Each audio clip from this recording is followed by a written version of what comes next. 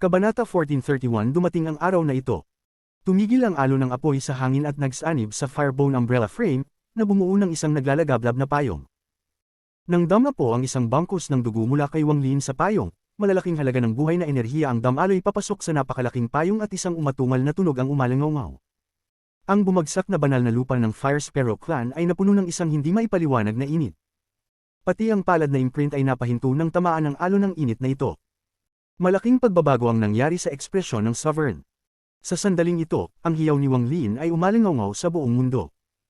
Sa isang iglap, dahan-daang nagbukas ang sinaunang payong, at habang ito'y bumubukas, isang apoy na kayang wasakin ng isang domain ang kumalat mula sa payong. Ang apoy na ito ay walang kulay at hindi pwedeng tawaging isang apoy, ito ay isang aura. Isang hindi nakikitang apoy na aura. Dahan-daang bumukas ang payong. Nang umabot ito ng 10% na pagbukas, dumating ang palad na imprint. Ang apoy ay sumabog palabas at sumalubong sa palad. Isang malakas na tunog ng kulog ang kumalibit at ang palad na imprint ay agad na gumuho. Hindi huminto ang apoy na aura. Dahan-dahan itong kumalat sa lahat ng direksyon. Ang bawat lugar na natabunan nito ay winasak at naging guho. Ito ang kapangyarihang kayang magwasak ng isang domain. Ang nakapipinsalang shockwave na nilikha mula sa pagsabog ng tuko ng Vermilion Bird at ang Sovereign ay sumalubong sa kapangyarihan ng apoy na aura. Walang katapusang mga tunog ng rumble ang umalingaw habang ang shockwave ay gumuho at ang apoy ay nawala. Realm Burning Ancient Umbrella. Naging mapatla ang mukha ng Sovereign. Siya ay malubhang nasaktan at nagkamali sa kanyang hakbang ng manghuli ng buwan sa balon. Pagkatapos nito, nakipaglaban siya sa pinagmula ng espiritu ng Vermilion Bird at tinataka nito bago niya nakita si Wang Lin na ginagamit ang nakakatakot na Realm Burning Ancient Umbrella. Sa oras na ito, siya ay mas malubha pang nasaktan kaysa dati. Sa isang matinding ekspresyon, bumuo ng seal ang Sovereign at inabot ang tela sa kanyang balikat. Kasabay ng isang hiyaw, hinailan niya ito pababa. Sumak ang matinding sakit sa kanyang katawan. Pinunit niya ang armor na nagsanib na sa kanyang laman. Ang armor ay nagbigay ng gray na liwanag at biglang naging isang malaking palad. Paano magiging ganito kadali buksan ng Realm Burning Ancient Umbrella? Ang armorang ito ay ibinigay sa akin ng aking guro, at sapat na ito upang itapat sa isang hindi pa nabuksan na payong. Universe Suppressing Palm. Ang sigaw ng Sovereign, at ang giant na palad na nabuo mula sa armor ay tumulak patungong Wang Lin. Napakabilis nito at halos tinakpan ang buong langit, halos kasing laki ng tuko ng Vermilion Bird. Habang bumabaybay ito sa kalangitan, papalapit na ito sa pagbangga sa sinaunang payong. Sumabog ang tunog ng kulog tulad ng isang malupit na dagandong habang dumaan ang apoy sa palad. Ang palad ay mabilis na nawawala habang sumabog ito sa payong. Lahat ng ito ay nangyari sa isang kisap mata. Habang ang palad ay mabilis na nawawala, malapit na itong sumalubong sa payong. Nang ito'y lumiit ng kalahati ng orihinal nitong laki, dama po ito sa sinaunang payong. Realm Burning Ancient Umbrella, mag-break ka para sa Sovereign na ito. Ang sinaunang payong ay nanginginig at si Wang Lin ay umubo ng dugo. Ang buhay na enerhiya sa kanyang katawan ay magulo. Pagkatapos ng lahat, hindi sapat ang kanyang antas ng pagsasanay upang ipakita ang tunay nitong kapangyarihan. Ang pagbubukas lamang nito ng 20% upang hadlangan ang isang palad mula sa Sovereign ay ang kanyang limitasyon. Matapos umubo ng dugo, si Wang Lin ay itinulak paatras. Nang walang buhay na enerhiya na ipinapasok dito, nagsimula ng dahan-daang maglaho ang sinaunang payong. Hindi ito dulot ng palad. Ngunit sa oras na malapit na itong tuluyang maglaho, ipinakita ni Wang Lin ang isang matinding ekspresyon habang siya ay itinulak pabalik. May kasamang kabaliwan sa kanyang mata habang sumigaw siya, pumutok. Ang sinaunang payong na malapit ng maglaho ay nanginginig, at habang ang mga salitang binitiwan ni Wang Lin ay umalangaw, isang mapaminsalang aura ang kumalat mula rito. Ang buong banal na lupa ng Fire Sparrow Clan ay tuluyang gumuho. Ang gray na palad na imprint na ginawa mula sa armor ay tuluyang gumuho. Sa labas ng pintuan ng banal na lupa ng Fire Sparrow Clan, ang ninuno ay nakaupo at nagmumuni-muni. Bigla siyang bumangon at tumingin sa pinto. Ngunit sa oras na ito, ang pinto ay gumuho at ang hindi mabilang na mga piraso ng pinto ay dumagsa sa kanya. Napakabilis ng pangyayari kaya't hindi nagkaroon ng oras ang ninuno ng Fire Sparrow Clan upang mag-react bago ang mga piraso ay tumama sa kanya. Umubo siya ng dugo at mabilis na umatras, na may takot at pagkalito sa kanyang mga mata. Ang katawan ni Wang Lin ay dumaan mula sa gumuho na pinto at mabilis na tumakas. Sa kanyang likuran, ang pagbagsak ng banal na lupa ay naging isang walang katapusang mapaminsalang puwersa na sumabog palabas. Ang hiyaw ng Sovereign ay nagmula-mula sa loob habang siya ay humahabol kay Wang Lin. Kahit siya ay malubhang nasaktan, kaya pa niyang habulin si Wang Lin. Habang siya ay sumasabog palabas, itinataas ng Sovereign ang kanyang kamay at walang habas na bumangga. Isang bagong palad na imprint ang lumitaw at mabilis na tumulak. Mabilis itong humabol kay Wang Lin at malapit na itong wasakin siya. Sa oras ng panganib, ang dugo ay dump-flowed mula sa gilid ng bibig ni Wang Lin habang siya ay mabilis na umatras. Ang kanyang mga kamay ay bumuo ng mga seal at ang Wind and Rain Realm ay lumitaw sa paligid ni Wang Lin.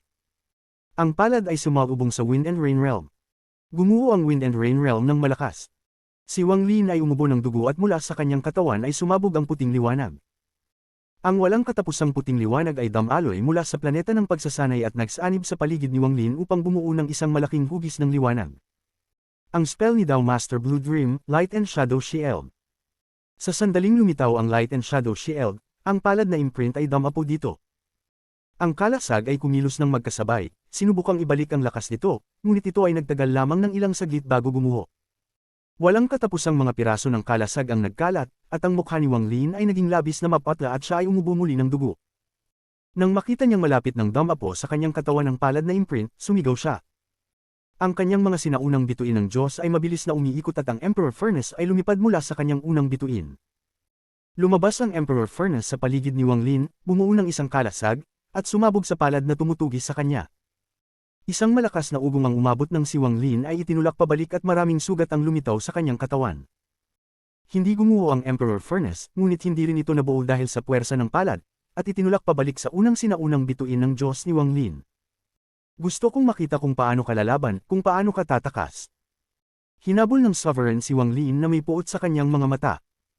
Ang palad na imprint ay 7 talampakan na lang ang layo kay Wang Lin, at ang presyon nito ay yumanig sa kanyang isipan. Parang ang kanyang orihinal na kaluluwa ay itinataboy palabas ng kanyang katawan. Sa pinakamahalagang sandali, itinaas ni Wang Lin ang kanyang kanang kamay at inilagay ito sa harap niya.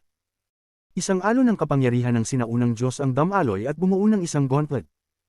Ang sinaunang Diyos na yaman na pinino mula sa buto ng isang sinaunang Diyos. Sa sandaling lumitaw ang sinaunang Diyos na gauntlet, damapo ang palad na imprint dito, na nagdulot ng malakas na kulog. Umubo si Wang Lin ng dugo 7 beses. Hindi kinaya ng planeta ng pagsasanay ang puwersa at agad itong gumuho. Ang buong planeta ng pagsasanay ay napunit. Malalaking bitik ang lumitaw sa ibabaw nito. Parang isang bola ng tubig na tinangay ng hangin, agad itong naglaho. Si Wang Lin ay itinulak pabalik at tumama sa gitna ng planeta. Dumaan siya sa gitna ng gumuho na planeta at lumabas sa kabila. Nagmadali siyang umatras. Ang kanyang katawan ay nasa bingit ng pagguho at ang kanyang orihinal na kaluluwa ay nanghihina. Buti na lang, ang kanyang katawan ay katawan ng isang sinaunang Diyos. Kung hindi, ang epekto ng impact na iyon ay tiyak na makakamatay sa kanya. Bagamat ganito, natutok niyang hadlangan ang isang hampas mula sa Sovereign. Hindi pa patay. Mabilis na tumakbo ang Sovereign sa kalawakan at muli niyang itinulak ang kanyang kanang kamay. Isang bagong palad na imprint ang lumipad patungo kay Wang Lin ng mas mabilis at mas malakas. Ang ekspresyon ni Wang Lin ay naging mabagsik habang itinaas niya ang kanyang kaliwang kamay at tinutok ang kanang braso. Sumigaw siya, 8-star Ancient God Life-Saving Spell, Ancient Blessing. Ang kapangyarihan ng sinaunang Diyos sa loob ni Wang Lin ay damaloy papunta sa gauntlet na mabilis. Habang ang mga salitang binitiwan niya ay umalingaw, isang makapangyarihang aura ng sinaunang Diyos ang lumitaw sa kalawakan. Mula sa malayo, isang sinaunang Diyos na kasing laki ng isang planeta ng pagsasanay ang biglang lumitaw sa harapan ni Wang Lin. Ang sinaunang Diyos na ito ay malabo at nagbigay ng isang sinaunang aura. Ang kanyang katawan ay puno ng mga sugat, na nagpapakita na siya ay dumaan sa maraming laban. Ang kanyang mukha ay nakaharap sa palad na imprint at ang kanyang mga braso ay nakabalot kay Wang Lin. Pinuprotektahan siya ng sinaunang Diyos gamit ang kanyang katawan na parang isang magulang na nag-aalaga sa kanyang anak. Ang mga alon ng init ay pumasok sa katawan ni Wang Lin. Parang siya ay nasa mga bisig ng kanyang magulang. Kahit na ang mundo ay bumabagsak, protektado ka ng iyong magulang. Sa sandaling lumitaw ang sinaunang Diyos, dumating ang palad na imprint ng Sovereign at damapo sa likod ng sinaunang Diyos. Ang malalakas na tunog ng kulog ay umalingaw sa kalawakan. Hindi gumalaw ang sinaunang Diyos at ang palad na imprint ay gumuho. Parang isang lamok na tumama lang sa kanya. Pati ang mga mata ng Sovereign ay kumunat nang makita ito. Malapit na siyang gumamit ng isang spell nang bigla ang paggalaw ng sinaunang Diyos. Ang Ancient Blessing ay isang life-saving spell na ibinigay sa isang batang sinaunang Diyos, at hindi lang ito para sa depensa. Biglang lumiko ang malaking sinaunang Diyos, at ang mga mata ng Sovereign ay lumiit. Habang lumilingon, isang malakas na suntok ang ipinadala patungo sa Sovereign. Ang noo ng sinaunang Diyos ay malinaw na nagpapakita ng 8 umiikot na bituin. Wala ng oras ang Sovereign upang umiwas bago tumama ang kamao ng sinaunang Diyos sa kanya na parang isang meteor. Ang mukha ng Sovereign ay naging mapatla at umubos siya ng dugo. Siya ay malubhang nasaktan. Itinulak siya pabalik ng kanyang katawan at naglabas ng isang mahinang ungol. Ang suntok na ito ay nagdulot ng pagsabog ng mga sugat na tinamo niya mula sa tuka ng Vermilion Bird, ang realm-burning ancient umbrella, at ang mga sugat mula sa libu-libong taon na ang nakalipas. Sa isang suntok, naglaho ang sinaunang Diyos, bumalik sa gauntlet, at nawala sa kanang braso ni Wang Lin. Isang kislap ng lamig ang sumak sa mga mata ni Wang Lin. Dapat ay pinili niyang tumakas ng walang pag-aalinlangan sa sandaling ito, ngunit inalag niya ang kanyang kanang kamay. Ang dugo ng espada ay tumusok patungo sa Sovereign. Naglabas ang Sovereign ng isang hindi kilalang yaman at hinarang ang dugo ng espada, tinulak ito pabalik. Si Wang Lin ay huminga ng malalim. Ang kanyang mga sugat ay labis at siya ay kumapit na lamang sa isang hininga. Kung pakawalan niya ang hiningang iyon, agad siyang maghuhulog. Sa sandaling ito, kinuha niya ang dugo ng espada at tumakas ng walang pag-aalinlangan. Ngunit sa sandaling si Wang Lin ay magtatangkang tumakas gamit ang spatial bending, ang mahina na boses ng Sovereign ay umalingaw sa buong mundo. Nang marinig ang boses na iyon, bigla siyang huminto. Wang Lin, ikaw ay matapang, malupit, matalino, at tuso. Nais mo bang maging aking sundalo? Kung pumayag ka, maibabalik ko ang iyong asawa. Hindi lang muling gigisingan ang kanyang kaluluwa, kundi tuluyan ko siyang ibabalik. Ang isipan ni Wang Lin ay parang tinamaan ng kidlat. Ang kabaliwan ay tumama sa kanyang mga mata habang tinatanaw niya ang lalaking nasa kalagitnaan ng edad na humahawak sa kanyang dibdib. Kung balang araw ay mapapalitan ko si Sima Mo at ang kanyang kapatid na babae ay si Wan paano ako pipili? Marahil, darating ang araw na iyon. Dumating na ang araw na iyon. Kabanata 1432 Pag-ibig at pasasalamat. Hindi ka niloloko ng matandang ito. Mula pa noong 1,200 taon na ang nakalilipas, narinig ko na ang iyong pangalan at natutunan ko na ang tanging dahilan ng iyong pagpapalago ng kapangyarihan ay upang buhayin ang iyong asawa. Mahina ang tinig ng Sovereign habang dahan-daw ang lumulutang sa mga bituin, ngunit parang mabigat na mga martilyo na bumangga sa isipan ni Wang Lin. Ngunit ang impaktong ito ay naging alon na damaloy sa utak ni Wang Lin, kaya't hindi na niya narinig ang tinig ng Sovereign. Tanging ang huling apat na salita lamang ang parang kidlat na pumutok sa kanyang katawan at tumagos sa kanyang kaluluwa. Buhayin ang iyong asawa. Alam din ng matandang ito na upang buhayin ang iyong asawa, humingi ka na ng tulong mula sa maraming mga nagbabalangkas, ngunit sa huli, wala ni isa sa kanila ang nakatulong sa iyo. Marahil hindi mo paniwalaan ang aking mga salita. Iniisip mo na dahil ako'y malubhang nasugatan, paano ko magagawa ito? Talaga namang mahirap ang bagay na ito. Kahit na hindi ako sugatan, wala akong kakayahang buhayin ang iyong asawa. Ngunit ang aking guro ay isang tao na kasing lakas ng Ancient Celestial Sovereign. Kilala siya sa sinaunang mundo. Maghahanap ako ng tulong mula sa aking guro para sa iyo at hihingi ng buhay na kaharian. Maaari niyang anihin ang walang katapusang kaluluwa upang bumuo ng isang selyo ng mahabang buhay. Hindi lamang mabubuhay muli ang iyong asawa, pati na rin ang iyong tanging anak. Si Wang Lin ay nanatiling nakatayo at ang kanyang isipan ay kumalog. Matagal siyang hindi makapagsalita. Siya'y malubhang sugatan at kumikapit na lamang sa isang hininga. Ngayon na hindi na niya kayang pigilan ang hiningang iyon, ang kanyang katawan ay nanginginig at nagsuka siya ng dugo. Hanggang sa sumang-ayon kang maging sundalo ng matandang ito, magagawa ko lahat para sa iyo. Mahina ang tinig, ngunit may kakaibang kapangyarihan ito, at tumama sa katawan ni Wang Lin. Mayroon siyang matinding pag-aalinlangan sa mga mata. Ang pakikibakang iyon ay hindi pa naramdaman ni Wang Lin ng kasing tindi. Wala ni isang mungkahi mula kay Dao Master Blue Dream o mga salita mula sa unang henerasyong Vermilion Bird ang makakabig sa kanya ng ganito. Wala ni isa sa kanila ang direktang tumama sa pinakamahina niyang bahagi sa kanyang puso. Nang tumama ito sa kanyang Dao Heart, ang epekto ay katulad ng fishing the moon in the well, at hinugot ang kaluluwa ni Wang Lin. Upang buhayin si Limuan, handa si Wang Lin na gawin ang lahat. Ibigay ang lahat. Noong wala ng pag-asa, naghahangad siya ng pag-asa. Ngayon, may pag-asa, at kahit na ito ay isang liwanag lamang, may bigat ito sa kanyang puso. Nagpakasakit siya sa pakiramdam. Maging sundalo ng matandang ito, magiging isang nilalang ka na higit pa kay Master Simo, Qing Shui, at Qing Lin. Ikaw ang magiging pinakamalakas na sundalong kamatayan na mayroon ako. Kung sasang-ayon ka, bibigyan kita ng Dao name na Master Ling Xiang. Hindi ba't ginugol mo ang iyong buhay upang buhayin ang iyong asawa at anak? Kaya ng aking guro na gawin ito. Kung hindi mo ako pinaniniwalaan, maaari kong ipagawa kay guro ang pagbuhay ng iyong asawa, at kapag nagsama kayong dalawa, hindi pa huli upang magpasya. Ang mukha ni Wang Lin ay naging abo, at ang kanyang pakikibaka sa isipan ay umabot na sa pinakamataas na limitasyon. Mayroong isang tinig na nagsisigaw ng malakas sa kanyang isipan, tinatamaan ang kanyang katawan. Kunin mo ang alok na iyon, maging sundalo ng Sovereign upang buhayin si Wan Er. Wang Lin, hindi ba't maghahanap ka ng kalakasan para lamang sa kanya? Kunin mo ang alok. 1,500 taon ng pagkakahiwalay ay magtatapos na at maaari rin mabuhay si Wang Ping. Hindi ba't ang pagsasama ng inyong pamilya ang pinakamalaking pangarap mo? Kunin mo ang alok. Hindi mo naman magiging alipin ng Sovereign, kailangan mo lang sundin ang kanyang mga utos. Ikumpara mo ang iyong kalayaan sa buhay ni Wan Er, alin ang mas mahalaga? Kunin mo ang alok, maging ikalawang Master Simo at maging alipin ng Sovereign. Ipagkanulo ang Inner Realm. Hiwa-hiwalay mula kay Situnan, Xing Shui, at lahat ng nakilala mo sa Inner Realm. Mula ngayon, magiging kalaban mo sila. Ang tinig na ito ay lumakas ng lumakas hanggang ito ay naging isang kaunos-lunos na pagsabog sa isipan ni Wang Lin. Ang kanyang mukha ay naging mapatla at siya ay hindi namamalayang umatras ng ilang hakbang. Ngayon, ang kanyang mga mata ay pulang-pula, nanginginig siya, at ang kanyang isipan ay halos mag-collapse. Ang pagpili na ginawa niya ay naging isang baha na siya ay nilulunod.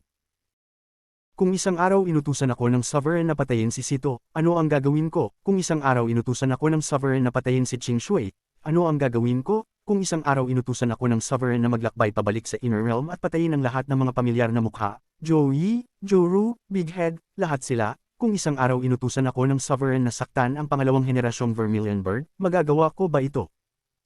Mayroong isang malungkot na ngiti sa mukha ni Wang Lin, at isang nakakagulat na bakas ng dugo ang damaloy mula sa sulok ng kanyang bibig. Ang kanyang puso ay napupunit sa desisyon na ito, at ang sakit ay hindi kayang ilarawan ng mga salita. Si Wan Er ang lahat sa kanya at ang kanyang tanging kahinaan. Hindi niya hahayaan na may makasakit sa kanya. Upang buhayin si Wan Er, handa si Wang Lin na isakripisyo ang maraming bagay. Upang buhayin si Wan Er, handa siyang isakripisyo ang kanyang buhay. Ngayon, handa na siyang ibigay ang lahat. Ngunit may mga bagay na mas mahalaga pa sa buhay. Tanging ang mga damdamin sa pag-ibig ang hindi niya kayang isakripisyo. Simula ngayon, ipagkakatiwala ko sa iyo ang Soul Refining Sect. Sa planeta ng Suzaku, ang leader ng Soul Refining Sect na si Dun Tian ay ipinasa ang yaman ng sekta sa kanyang mga kamay pagkatapos ng kanyang pagkamatay. Matapos ipasa ang pamana ng Soul Refining Sect sa kanyang mga balikat, isinara ni Dun Tian ang kanyang mga mata, ngumingiti. Inabandona ni Situnan ang pagkakataong kunin ang Heaven-defying bead at inihatid si Wang Lin sa loob ng daan-daang taon. Tinuruan siya ni Situnan mula sa kanyang kabataan. Isang guro, isang ama, isang kapatid, at isang kaibigan, kung walang Sito, wala si Wang Lin. Minsan ay sinabi ni Wang Lin tungkol kay Sito na kumakatawan sa lahat ng pasasalamat na nararamdaman niya kay Sito. Ako, si Wang Lin, ay hindi kailanman luluhod sa langit, tanging sa paggalang kay Sito. Si Zhou Yi ay labis na umiibig sa buong buhay niya. Walang makakatalo sa kanyang libu-libong taon ng pagkahumaling. Ibinigay niya kay Wang Lin ang isang yaman na nakaligtas sa kanya sa kamatayan. Si Zhou Yi ay tapat kay Qing Shuang. Kung pinili ni Wang Lin na sumunod sa Sovereign, tiyak na magkakaroon ng isang malungkot na labanan sa pagitan nila. Ako, si Zhou Yi, ay tanging isang bagay lang ang nais gawin sa buong buhay ko, samahan si Qing Shuang hanggang sa katapusan ng panahon. Si Brother Qing Shui ay may malamig na mukha ngunit mainit na puso. Nang magdesisyon siyang si Wang Lin ay isang henerasyon na disipulo ni Bai Fang, handa siyang gawin ang lahat upang matiyak na walang makakasakit kay Wang Lin. Kung siya ay aking junior brother, walang makakasakit sa kanya.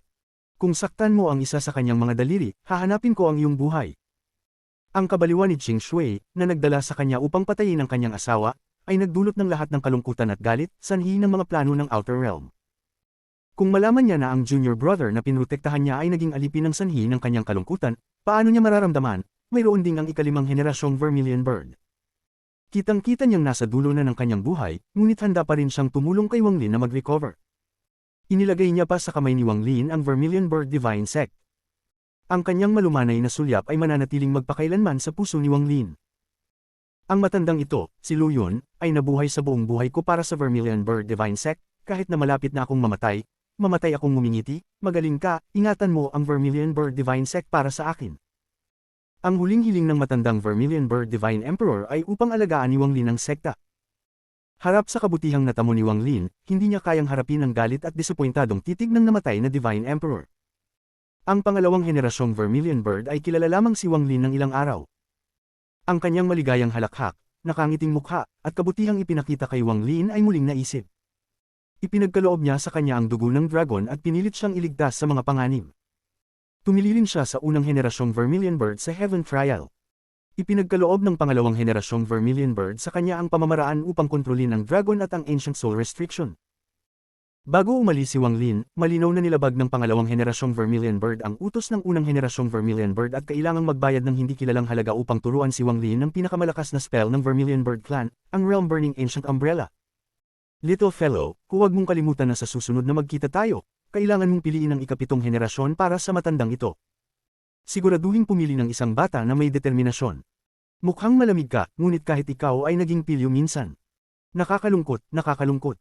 Ano bang maganda sa duo cultivation, hindi ko talaga maintindihan. Marami pang mga tao, maraming tao, paano nga ba puputulan ni Wang Lin ang mga ugnayan sa kanila sa pamamagitan ng isang desisyon? Ang alaala ni Master Simo ay pumasok sa isipan ni Wang Lin. Nang makita niya ang buhay ni Master Simo, pakiramdam niya ay parang tinatanaw niya ang kanyang sariling alaala.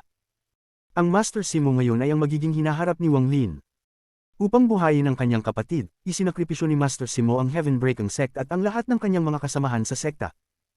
Inisip pa niyang ihandog ang kanyang kaluluwa upang maging aso ng Sovereign at pumatay para sa Sovereign. Sa isang hudyat mula sa Sovereign, kahit paguro ni Master Simo, itataas niya ang kutsilyo ng mag-aalaga habang pumapatak ang luha. Kung hindi niya nakita ang alaala ni Master Simo, mas magiging mahirap ang pagpili ni Wang Lin. Kung hindi niya naranasan ang mungkahi ni Dao Master Blue Dream o mga salita mula sa unang henerasyong Vermilion Bird, maaaring hindi pa rin magawa ni Wang Lin ang pinakamahalagang desisyon sa kanyang buhay. Isang masakit na desisyon, ngunit isang desisyong kinakailangan niyang piliin. Matapos makita ang alaala ni Master Simo, tinanong ni Wang Lin ang kanyang sarili kung paano siya pipili kapag dumating ang araw, ngunit hindi niya inaasahan na ang araw na iyon ay darating ng mabilis. Ang araw na ito ay parang isang kalamidad. Bilang pasasalamat, binigyan siya ni Master Simo ng landas. Ayokong maging Master Simo, bulong ni Wang Lin ng mahina. Ang pakikibaka sa kanyang mga mata ay napalitan ng sakit, ngunit ang sakit na ito ay puno ng determinasyon. Ayokong maging alipin mo.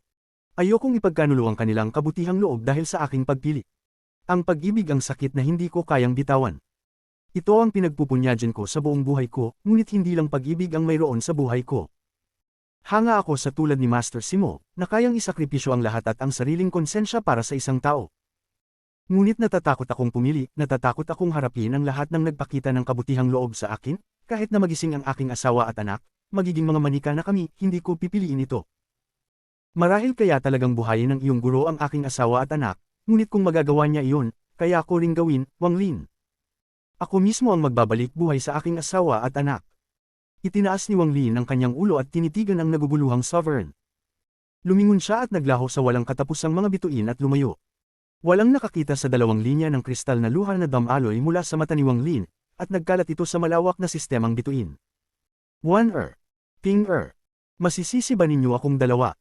Kabanata 1433 siya ba talaga ang Sovereign? May isang hindi maipaliwanag na puwersa na nag-udyok kay Wang Lin na pumili, ngunit hindi din makapili matapos ang hindi maipaliwanag na pakikibaka. Naging isang sinag siya ng liwanag at umalis. Noong una, pinili ni Dao Master Blue Dream si Wang Lin, at pangalawa, pinili siya ng unang henerasyon ng Vermilion Bird. Ang mga pagkakataong iyon ay nagbigay daan sa kanyang Dao Heart na magkatugma sa isang master ng isang henerasyon. Mas mahalaga, kung hindi siya pumasok sa alaala ni Master Simo at nakita ang isang tao na may katulad na buhay ngunit pinili ang ibang landas, baka pinili ni Wang Lin na manatili. At maging alipin ng Sovereign. Ang mga salita ng Sovereign ay tumama sa pinakamahina niyang punto. Matapos umalis mula sa Fire Sparrow Clan, ang pagbagsak ng banal na lugar ay nagdulot ng isang malupit na apoy na kumalat sa lahat ng direksyon. Ang apoy ay winasak ang halos kalahati ng Fire Sparrow Clan, at ang napakalakas na apoy ay kumikislap sa likuran ni Wang Lin. Ang mga kulog na tunog ay umabot mula sa malayo at niyugyug ang Star Domain, ngunit hindi nagising si Wang Lin mula sa kanyang kalituhan. Parang punit na punit ang kanyang puso at ang sakit ay punong-puno ng kanyang katawan. Pagkatapos ng hindi tiyak na oras, ang kalituhan sa mga mata ni Wang Lin ay unti-unting nawala at pinalitan ng kalungkutan. Ang sugat sa loob niya ay umabot sa puntong kailangan niyang magpagaling o kung hindi, ang kanyang cultivation ay tuluyang babagsak. Matapos marating ang antas ng kanyang cultivation, ang isang karaniwang sugat ay hindi magiging problema, ngunit kapag malubha ang sugat, ito ay isang seryosong usapin. Kung magkamali siya, maaaring bumaba ang kanyang cultivation. Papalad siya bilang isang ancient god, ang pagbabalik loob ng kanyang katawan ay napakabilis. Ito ay isang malinaw na kaibahan niya sa mga ordinaryong cultivator. Ang ilang mga sugat na maaaring magtagal ng 100 taon para gumaling sa iba, ay mas mabilis gumaling kay Wang Lin. Maniwala ka, ako mismo ang magbabalik sa iyo.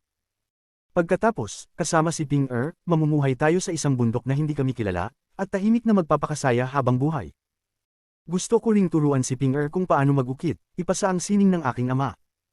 Bulong ni Wang Lin, at bigla siyang nakaramdam ng pagkami sa kanyang bahay. Gusto niyang makita ang star system ng kanyang tahanan. Bagaman malaki ang ancient star system, wala siyang pakiramdam ng pag-aari dito. Sa malawak na star system na ito, hindi mo makikita ang dulo. Maliwanag ang mga bituin ngunit walang init na lumalabas, tanging pakiramdam ng lamig lamang. Naramdaman ni Wang Lin ang isang malakas na kalungkutan sa kanyang puso. 5,000 taon na mag-isa si Wang Lin. Nasanay na siya sa pagiging mag-isa. Ang malamlam na ekspresyon na iyon ay hindi isang bagay na pilit niyang ginawa.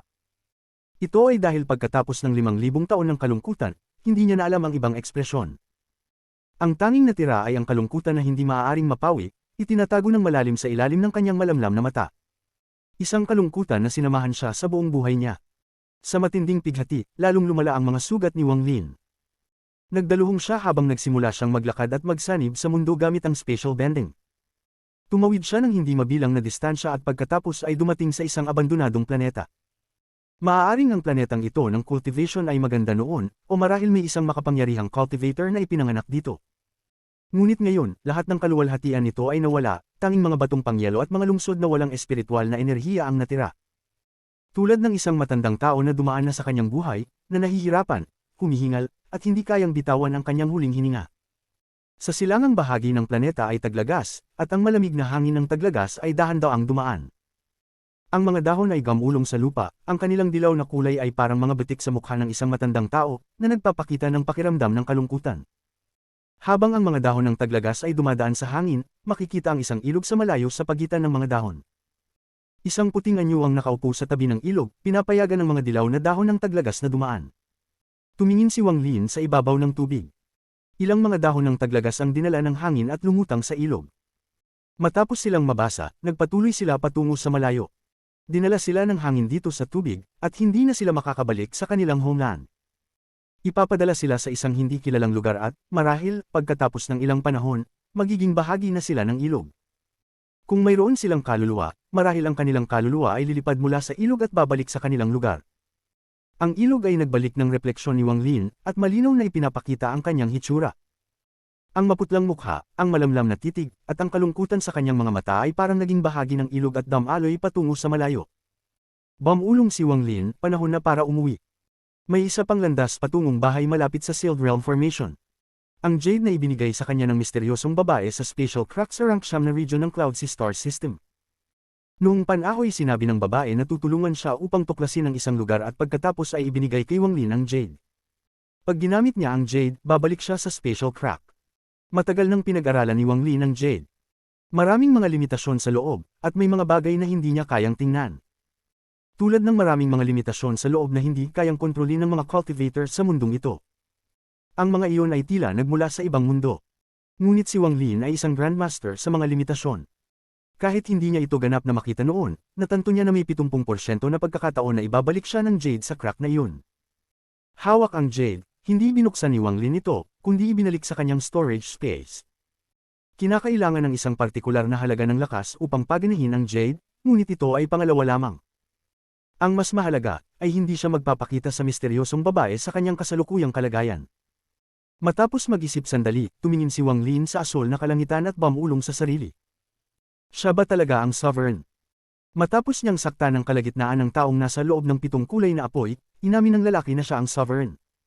Ngunit pagkatapos maghinay-hinay, hindi maiwasang magtaka si Wang Lin. Malakas ang cultivation ng taong iyon. Kaya niyang patumbahin ang Vermilion Bird Origin Spirit, gamitin ang Fishing the Moon in the Well, alamang tungkol kay Master Simo, at alamang tungkol kay Wang Lin. Kung pagsasama-samahin lahat ng ito, maaaring siya nga ang matalim na sovereign. Ang kanyang cultivation ay apoy at may 7 kulay na Vermilion Bird. Dapat siya ang traidor na ikatlong Vermilion Bird, pero siya nga ba talaga ang sovereign? Ang dahilan kung bakit inisip ni Wang Lin na ang traidor na ikatlong Vermilion Bird ay ang sovereign ay dahil siya ang pinakamisteryosong tao sa Ancient Star System. Wala ni isang nakakaalam kung aling clan siya nagmula.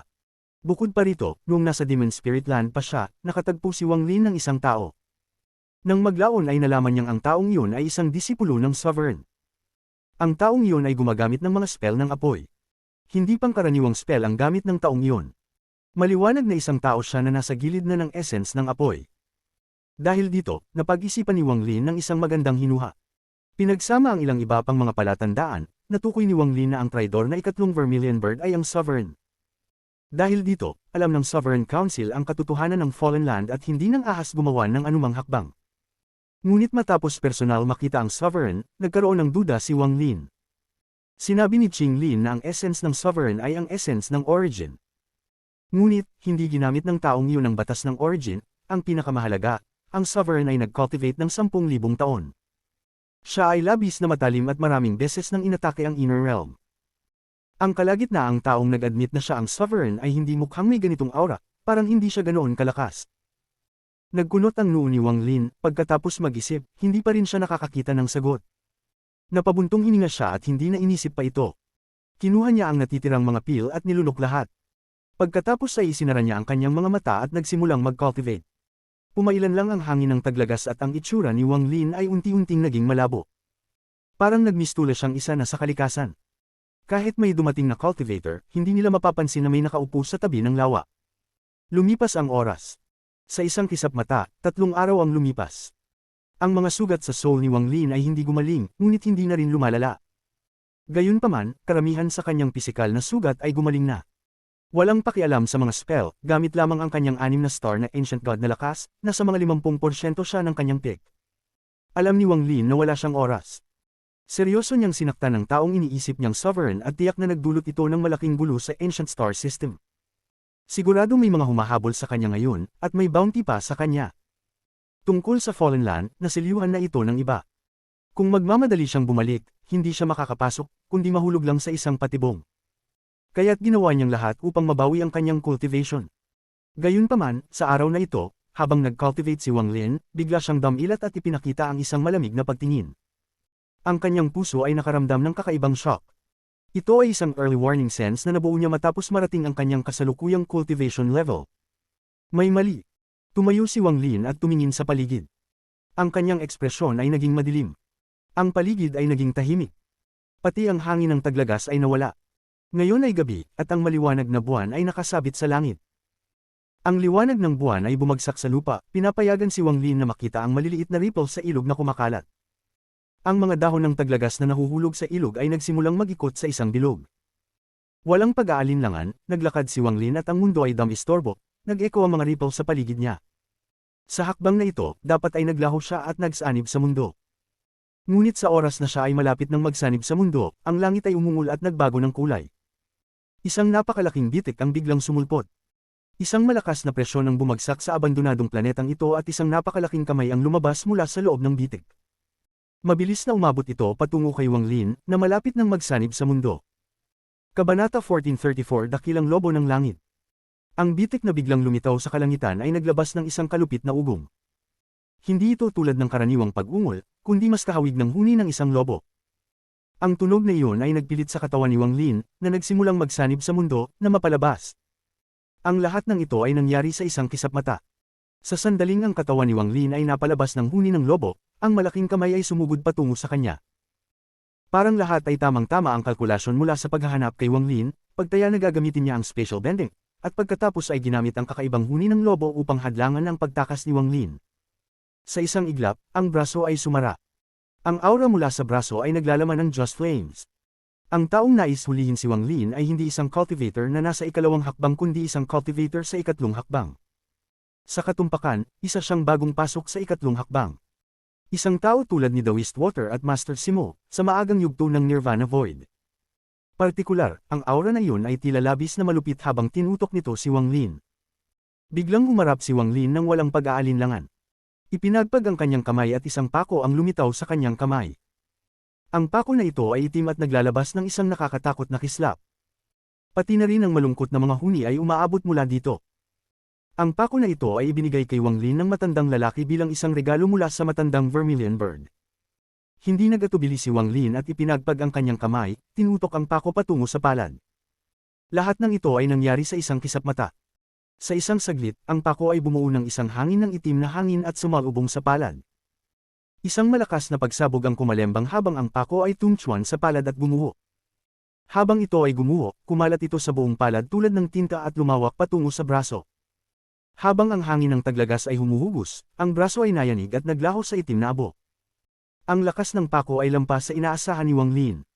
Bagaman ang palad ay naglaho, ang malupit na aura ay patuloy na tumama sa kanya. Damyugo si Wang Lin habang magaspang na iniiwas ang kanyang kamay. Ang ancient leaf ay lumipad palabas na parang meteor patungo sa espasyo. Seal. Lumaki ang ancient leaf ng higit sa 100 talampakan, 1,000 talampakan, 10,000 talampakan at agad na tinakpan ng espasyo. Ang mga huni ay nagsimula mula sa bitik habang si Wang Lin ay naglakad ng isang hakbang at nagsanib sa mundo. Sa isang kisap mata, siya ay nawala gamit ang special bending. 3 hinga matapos siyang umalis, ang ancient leaf na tumatakip sa bitik ay naging mga piraso ng liwanag at naglaho. Si Wang Lin ay lumitaw sa isang lugar sa ancient star system. Ang kanyang kanang kamay ay bumuo ng isang seal at sinabi, "Fallen leaf, bumalik sa iyong mga ugat." Isang kislap ng kristal na liwanag ang lumitaw sa harapan niya at naging ancient leaf, at tinanggap niya ito. May kislap ng lamig sa kanyang mga mata habang mabilis siyang tumakbo pasulong. Ginamit niya ang spatial bending muli at agad na nawala.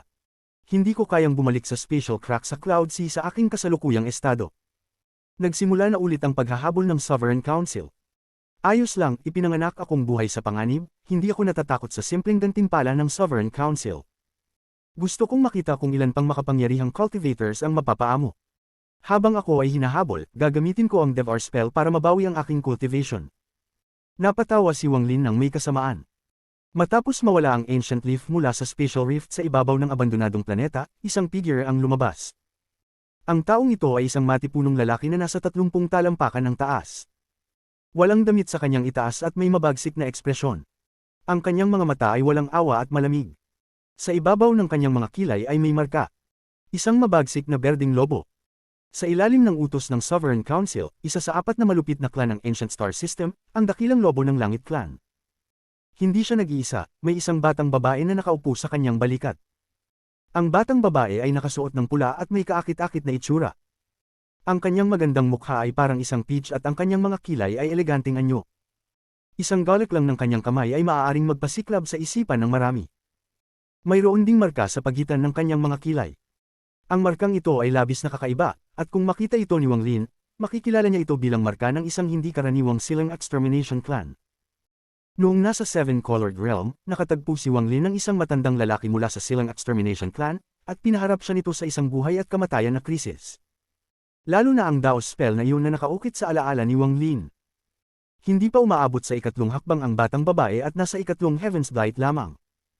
Hawak niya ang isang compass sa kanyang kamay at yumuko ng ilang beses. Pagkatapos ay tiningnan niya ito at ngumiti. Direktang silangan, 177,845 kilometro.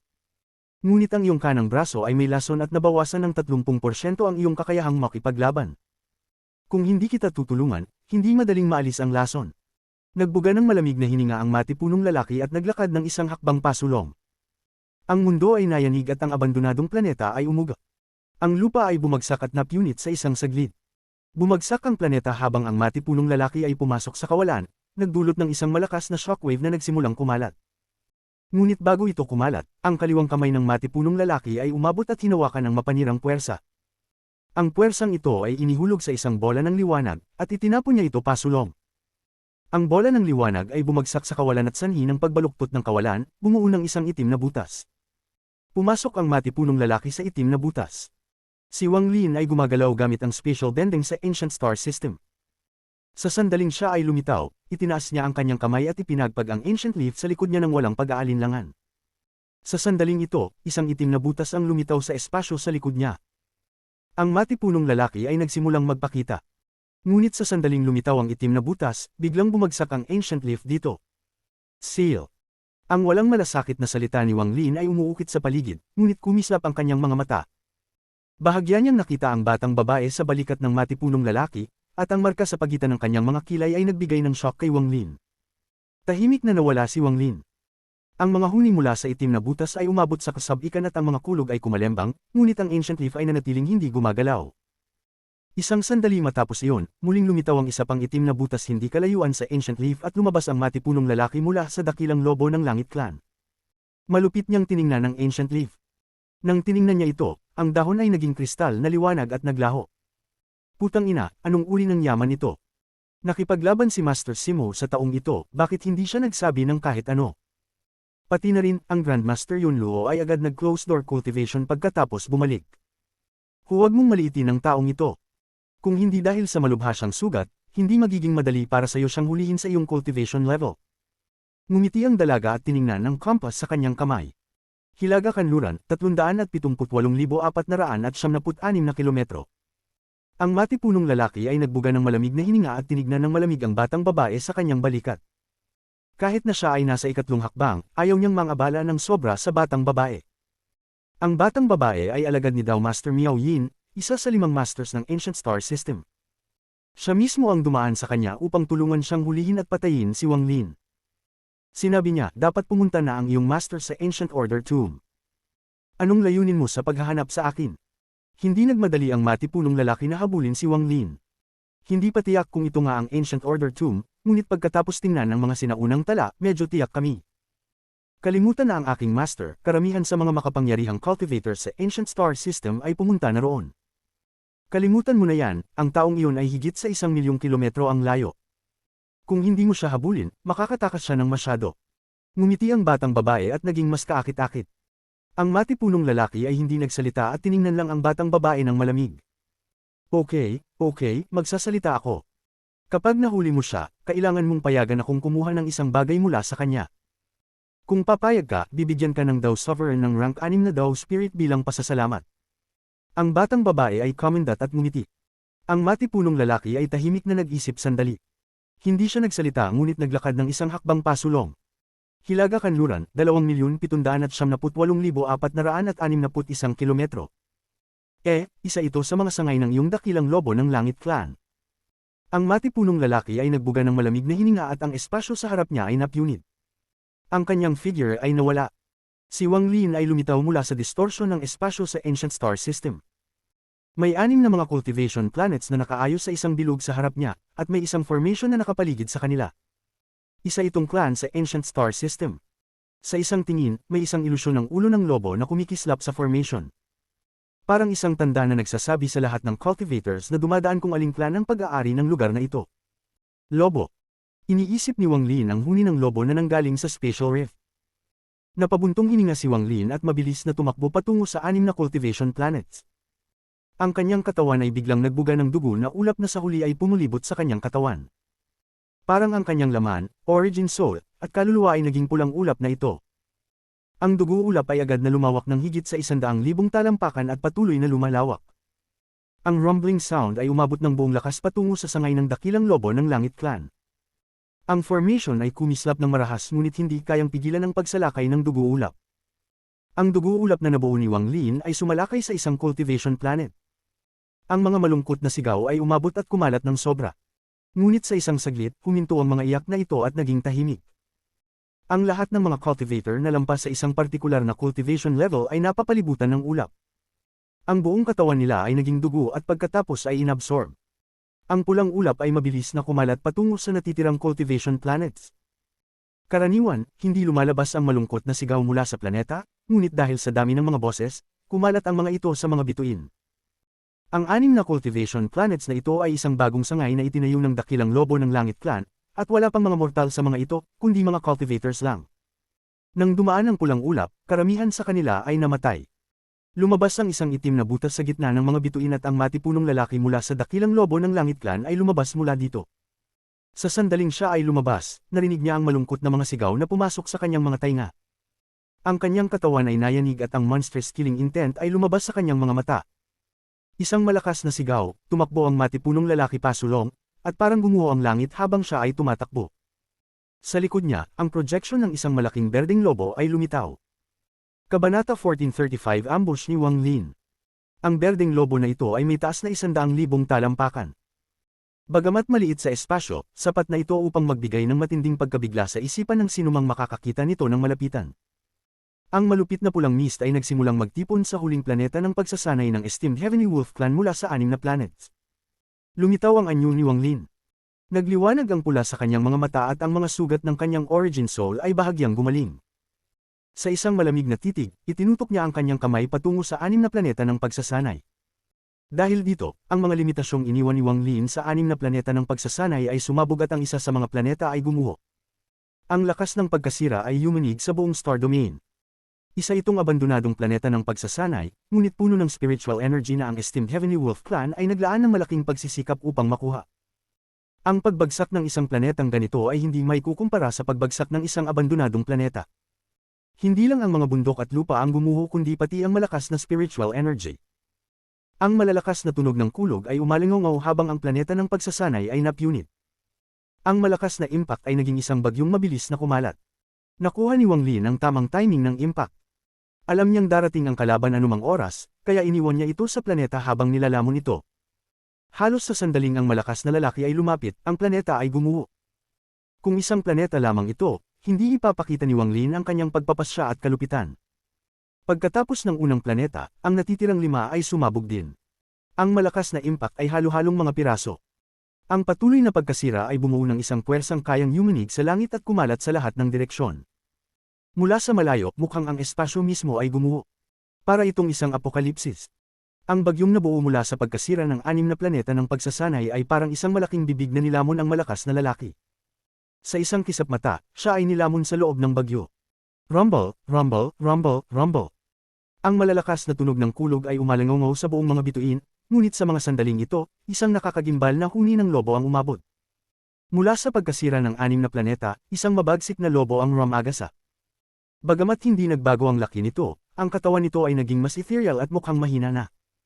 Matapos nitong Ramagasa, sumugod ito kay Wang Lin ng may galit na sigaw. Tulad ng lobo na lumalamon sa buwan, diretso nitong tinangkal na lunukan si Wang Lin. Nang makita ni Wang Lin na papalapit ang lobo, nagpakita siya ng isang ngisi at umatras. Itinaas ang kanyang kanang kamay at isang kabibi ng pagong ang lumitaw sa kanyang harapan. Sa sandaling lumitaw ang kabibi ng pagong, isang malabong liwanag ang tumagos sa lahat ng direksyon tulad ng matalim na mga espada. Nagkaroon ng isang matinding kislap at ang kabibi ng pagong ay mabilis na lumaki. Sa isang kisap mata, naging isang napakabigat na nilalang ng pagong. Ang kabibi ng pagong na ito ay ibinigay sa kanya ng matandang Vermilion Bird. Ito ang Ancient Soul Restriction na orihinal na matatagpuan sa ibabaw ng arena. Lumitaw ang kabibi ng pagong at pinrotektahan si Wang Lin sa ilalim nito. Naglabas ito ng isang hisang na tunog nang dumating ang lobo at tinamaan ang kanyang kabibi. Mula sa malayo, isang nakakagimbal na tanawin. Ang bagyo mula sa pagkasira ng 6 na planeta ng pagsasanay ay kumalat. Sa labas ng bagyo, isang dambuhalang berdeng lobo ang umatungal at nakipagsabayan sa isang dambuhalang pagong. Ang malalakas na tunog ng kulog ay umalingaw sa buong mga bituin at naging mga alon na kumalat sa lahat ng direksyon tulad ng mga alon sa isang magaspang na dagat. Ang kabibi ng pagong ay mabilis na lumiit at ibinalik sa storage space ni Wang Lin habang siya ay umatras. Samantala, ang berdeng lobo ay unang tinamaan ng pagkasira ng 6 na planeta ng pagsasanay at pagkatapos ay nakipagsabayan sa Ancient Soul Restriction. Higit sa kalahati ng katawan nito ang gumuho at itinulak pabalik ng higit sa 100,000 talampakan. Lumakad ang malakas na lalaki mula sa bagyo ng mga gumuho na planeta. Ibinangon niya ang kanyang kamay at bumalik sa kanya ang gumuho na lobo. Nagliwanag ang mga mata ni Wang Lin ng malamig at damyugo mula sa gilid ng kanyang bibig habang patuloy na umatras. May mga ripple na lumitaw sa ilalim ng kanyang mga paa na parang mag-aalis siya gamit ang spatial bending, ngunit ang kanyang titig ay nakatuon sa batang babae sa balikat ng malakas na lalaki. Hindi inisip ng batang babae na si Wang Lin ay magpapakita ng ganitong interes sa kanya habang siya ay tumatakas. Kung alam lamang niya, kung naiintindihan lang niya si Wang Lin, tiyak na makikilala niya na may masama nang darating. Ang mga mata ng malakas na lalaki ay puno ng killing intent at papalapit na siya upang habulin. Ngunit nagbago ang kanyang ekspresyon at isang ethereal na apoy ang sumak mula sa kanyang katawan. Sa isang kisap mata, ang apoy ay kumalat sa buong katawan niya, pati na rin ang lobo sa likod niya na nabalot ng apoy at nagsimulang maglabas ng mga malungkot na iyak. Ethereal Fire Cultivator. Puta. Agad na naging mapotla ang mukha ng malakas na lalaki at damyugo ang kanyang bibig. Makikita ang pagkabigla sa kanyang mga mata. Ang batang babae sa kanyang balikat ay kumurap habang tinitingnan si Wang Lin na umatras at malapit ng makatakas. Itinaas niya ang kanyang kamay at hinaplos ang kanyang noo, at malumanay na sinabi, bilang isang inapo ng Silang Extermination Clan, ipinatawag ko ang selyo ng aking clan upang hadlangan ang kanyang pagtakas. Pagkasabi niya ng mga salitang iyon, ang mga mata ni Wang Lin ay kumislap. Sa loob ng shockwave na dulot ng pagkasira ng 6 na planeta ng pagsasanay, isang nakakatakot na liwanag ng dugo ang kumislap. Matagal nang itinago ang Blood Sword sa isang planeta ng pagsasanay. Kahit na gumuho ang planeta ng pagsasanay, nanatili itong nakatago sa loob ng kaguluhan, hindi nagpapakita. Ngunit ngayon, bigla itong lumitaw. Habang ang liwanag ng dugo ay pumailan lang sa buong lugar, ito ay dumiretso patungo sa batang babae. Ang Blood Sword ay sobrang bilis na agad nitong nilapitan ng batang babae.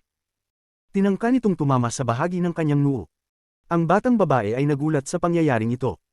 Isang kislap ng dugo at tumagos ito sa kanyang noo sa isang hindi maiisip na bilis. Agad itong bumalik kay Wang Lin at siya ay nakatakas gamit ang special bending. Malinis at tumpak. Ang eksenang ito ay nagdulot ng pagkabigla sa mga mata ng malakas na lalaki mula sa esteemed Heavenly Wolf Clan. Ang kanyang isipan ay nayanig at isang pakiramdam ng takot ang umabot sa kanyang puso. Kitang-kita, isang ethereal fire cultivator siya, pero hindi niya ito ginamit. Inintindi niya ang emosyon ko at ginamit ang sandaling ako'y pinipigilan ng apoy upang kunin ang buhay ng alaga ni Dao Master Miao Yin gamit ang sword na itinago niya sa mga planeta. Napakadelikadong plano. Ang sword na iyon ay isang kakaibang bagay. Sobrang bilis at matalim. Alam niyang isa akong cultivator sa ikatlong hakbang at baka kaya kong labanan ng Blood Sword. Kaya, para masiguro ang pagpatay, hindi na siya nag-atubiling umatake sa alaga. May takot sa isipan ng malakas na lalaki. Ang hindi niya alam, ang tunay na dahilan kung bakit tinarget ni Wang Lin ang batang babae ay dahil nakilala niya ang marka sa pagitan ng kanyang mga kilay. Ang kapangyarihan at takot na kinakatawan ng marka ay nag-iwan ng matinding impresyon kay Wang Lin. Silang Extermination Clan. Isa sa mga maliliit na clan sa Ancient Star System. Kasama ang batang babaeng ito, lahat ng spell ni Wang Lin ay maaaring masil. Kapag nasil, hindi matutukoy ang mga kahihinatnan. Mula sa pananaw ni Wang Lin, bagamat hindi mataas ang cultivation level ng batang babae, ang panganib na dulot niya ay hindi mas magaan kaysa sa malakas na lalaki sa Nirvana Void. Ang saklap na tao. Isang mahinang buntong hininga ang lumabas mula sa malakas na lalaki. Ang liwanag ay dahan-daang bumalik sa mga mata ng batang babae na tinamaan ng blood sword sa noo. Ang sugat sa pagitan ng kanyang mga kilay ay gumalaw at mabilis na gumaling. Ngunit isang permanenteng peklat na ang natira. Ang sugat sa likod ng kanyang ulo ay gumaling din. Inangat ng batang babae ang kanyang daliri, pinunasan ng dugo mula sa marka sa kanyang noo at inilagay ito sa kanyang bibig. Napakagulong kalkulasyon at plano. Matagal na niyang tinutukoy ang landas na tatahakin namin upang habulin siya. Una, iniwan niya ang mga limitasyon sa mga planeta ng pagsasanay at pina-explode ang mga ito nang malapit na kami. Habang kami ay na-distract sa pagsabog ng mga planeta, hindi namin nakita ang nakatagong flying sword. Iyon ang tunay niyang layunin. Kumislap ang mga mata ng batang babae. Malamang, alam niya na ako ay mula sa Silang Extermination Clan. Ang buong patibong na ito ay itinakda upang patayin ako. Ang batang babae ay nagpakita ng isang ngiti, ngunit may halong takot na hindi niya kayang itago. Ang lalim ng planong ito. Nang matutunan niyang kami magkalaban, naging matalim siya at walang awa. Hindi madaling mag-provoke ng ganitong klase ng karakter. Kami nagkamali sa pagtansya ng kanyang lakas. Pati ang master ay nagkamali sa pagtansya ng kanyang lakas. Kung hindi dahil sa may 3 soul spell ang Silang Extermination Clan, malamang patay na ako. Pinagdiinan ng batang babae ang kanyang mga ngipin. Bagamat mukhang kalmado siya, puno siya ng takot. Sa sandaling iyon, wala siyang oras para mag-isip, at siya ay namatay ng isang beses. Ito ang unang pagkakataon na naranasan niyang ganito sa buong buhay niya. Patuloy na habulin siya. Kahit pahabulin natin siya hanggang dulo ng mundo, kailangan nating patayin siya. Hilaga ng silangan, 1,734,532 kilometro. Ang kanyang mga plano ay malalim at lahat ay kailangang isaalang-alang. Takot ako, pati na ang daan ng pagtakas niya ay may kabuluhan. Ang direksyong ito. Ang babae ay bumulong habang ang kanyang kamay na hawak ang compass ay nanginginig. Bigla siyang tumingala patungo sa hilaga ng silangan. Iyon ang lokasyon ng Ancient Order Tomb. Bakit niya pinili na tumakas doon? Tahimik na binuksan ng malakas na lalaki mula sa esteemed Heavenly Wolf Clan ang Void at pumasok dito. Paglabas niya, dahan-daang nagsara ang punit at ang Star Domain ay bumalik sa kalmado. Naiiwan ang mga planetang gumuho at nagkaroon ng bagyo na patuloy pa rin sa pagkalat. Ang lugar sa labas ng rift patungo sa Ancient Order Tomb ay puno ng makapal na hamog. Mayroong nakakatakot na kapangyarihan sa loob ng hamog, at wala ng third step cultivators ang magtatangkang pumasok dito ng basta-basta. Ang hamog na ito ay sumasakop ng 1,000,000 kilometro kwadrado, at maraming cultivators mula sa Ancient Star System ang naruroon. Walang nakapansin na isang malalaking pagbabago ang magaganap sa loob ng Ancient Order Tomb sa loob ng rift. At maya-maya lang, ito'y sumabog at gamulat sa buong Ancient Star System. Kabanata 1436 Buksan ng Ancient Order Tomb. Isang umiikot na vortex na puno ng amoy ng kamatayan mula sa Ancient Order Tomb ang sumabog. Kasama nito ang matinding galit mula sa mga ulo ng mga ancient gods, ancient demons, at ancient devils na nakalagay sa mga batong platform sa loob. Nag-fuse ang mga ito, kaya ang bagyong lumabas ay parang isang ligaya sa kalikasan, sinusubukang punatin ang hamog sa labas. Ang makapal na hamog na bumabalot sa 1,000,000 kilometro ng espasyo sa paligid ng rift ay pinapalakas ng bagyong ito. Isang malakas na tunog ng kulog ang nagsimulang umalingaw na mahina sa simula, ngunit mabilis na lumakas. Sa isang saglit, yumanig ito sa buong star domain. Ang hamog ay nagsimulang gumalaw na parang may espiritu sa loob, at nilamon ng mga bituin ng walang katapusang galit. Ang gumagalaw na hamog ay gumalaw ng marahas at kumalat sa lahat ng direksyon. Dati, maraming cultivator ang naruroon sa gilid ng hamog, pinagmamasdan ito. Minsan, may mga malalakas na cultivator na pumapasok upang mag-imbestiga. Ngunit, nagbago ang mga ekspresyon ng lahat ng cultivators at mabilis silang umatras. Ang pagbukas ng Ancient Order Tomb ay nakatawag pansin ng lahat ng malalakas na cultivator sa Ancient Star System. Iniwang lahat nila ang kanilang mga gawain at mabilis na nagmadali patungo rito. Ngunit, sa sandaling ito, ang mga tao na nagmadali patungo dito ay lahat nagulat at napilitan mag-urong. Ang paggalaw ng hamog ay parang isang pagbagsak kung titingnan mula sa itaas. Naging isang malaking bagyo ito at kumakalat ng marahas. Isang matandang tao sa ika-4 na Heaven's Blight ang hindi umatras ng mabilis at nahulog sa hamog. Isang malupit na sigaw ang pinakawalan niya at ang kanyang katawan ay nanginginig ng malakas. Pagkatapos, ang kanyang laman at dugo ay nabulok at naging isang kalansay. Ang kanyang origin soul ay namatay sa ilalim ng hamog. Katulad ng mga tagpuang nangyari sa lahat ng sulok ng hamog habang ito ay patuloy na lumalawak. Ang hamog ay patuloy na lumalawak ng marahas ng 100,000 kilometro, 300,000 kilometro, 500,000 kilometro, 1,000,000 kilometro, patuloy na lumalawak ang hamog ng walang tigil. 2,000,000 kilometro, 3,000,000 kilometro, 5,000,000 kilometro, hanggang sa umabot na sa higit sa 10,000,000, 100,000,000 kilometro. Habang kumakalat ang bagyo, maraming cultivator ang naging kalansay at abo, ang lahat ng ito ay nangyari sa isang saglit, at maituturing itong isang kalamidad. Ngunit hindi lahat ng cultivator na nahulog sa hamog ay namatay. Halos isa sa bawat 10 na cultivator ang kinain ng hamog. Ang mga taong ito ay hindi lamang hindi nasaktan, kundi nagkaroon ng walang katapusang lakas na parang sila ay nagbalik ng libu-libong taon. Isang kakaibang marka ang lumitaw sa tabi ng kanilang mga clan marks. Ang markang ito ay parang marka ng numero. O mas tumpak, mga numero. Sinumang may numero sa kanilang noo ay hinihila papunta sa rift sa gitna ng isang puwersang walang sinuman ang makakalaban. Ito ang pasukan patungo sa Ancient Order Tomb. Ang avatar ni Dao Master Miao Yin, ang magandang binata, ay mabilis na umatras. Ang kanyang ekspresyon ay malungkot. Nakapag-urong na siya ng milyong-milyong kilometro ngunit hindi pa rin niya kayang iwanan ito. Ancient Order Tomb, ito na siguro ang Ancient Order Tomb. Ayon sa mga bali-balita, ang libing na ito ay nabuksan lamang ng isang beses mula pa sa simula ng panahon. Ang sinumang makapasok ay makakamtan ng mga hindi maipaliwanag na yaman. Kung ito man ay mga yaman, spells, pills, at pati na rin mga pamamaraan para sa third step cultivators na pumasok sa Void Tribulant Realm. Ang ekspresyon ni Dao Master Miao Yin ay nagbago. Pinagdiinan niya ang kanyang mga ngipin at inihampas ang kanyang kamay. Walang nakakita nang binuksan niya ang kanyang Joss Flame Realm, ngunit ang mga Joss Flame Souls ay pumalibot sa kanyang katawan. Pinalibutan siya ng mga Joss Flame Souls.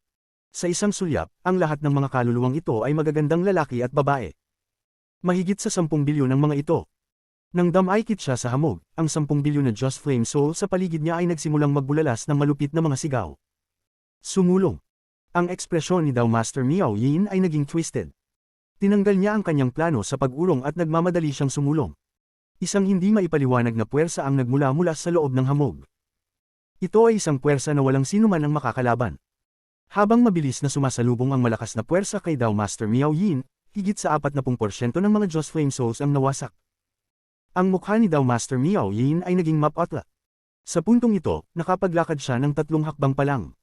Pinagdiinan niya ang kanyang mga ngipin, bumuga ng sigaw, at kumuha ng isa pang hakbang. Bumuo siya ng isang seal at isang Dao spell ang pumalibot sa kanyang katawan. Ngunit, nang umabot siya sa ika-4 na hakbang, ang hamog ay dumaloy diretso sa kanya. Ang natitirang 60% ng mga Joss Flame Souls ay lahat nawasak sa isang saglit. Damyugo ang bibig ni Dao Master Miao Yin at mabilis siyang umatras. Hindi ko kayang pumasok sa puwersa. Dapat ko bang ipagsapalaran ito? Habang umatras, isang mahirap na desisyon ang dumaan sa kanyang isipan.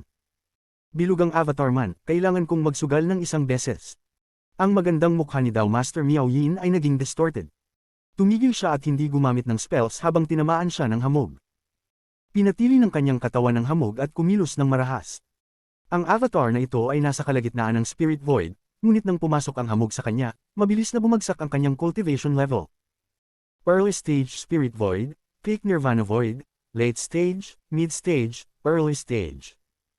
Sa isang kisap mata, ang kanyang cultivation ay nabawasan ng 70%. Damyugo siya mula sa bibig at mabilis na nanghina. Ang kanyang eleganteng itsura ay naglaho. Ngunit sa sandaling iyon, isang marka ng numero ang lumitaw sa pagitan ng kanyang mga kilay. Nang lumitaw ang markang iyon, isang puwersa ang hinayla siya papunta sa rift sa gitna.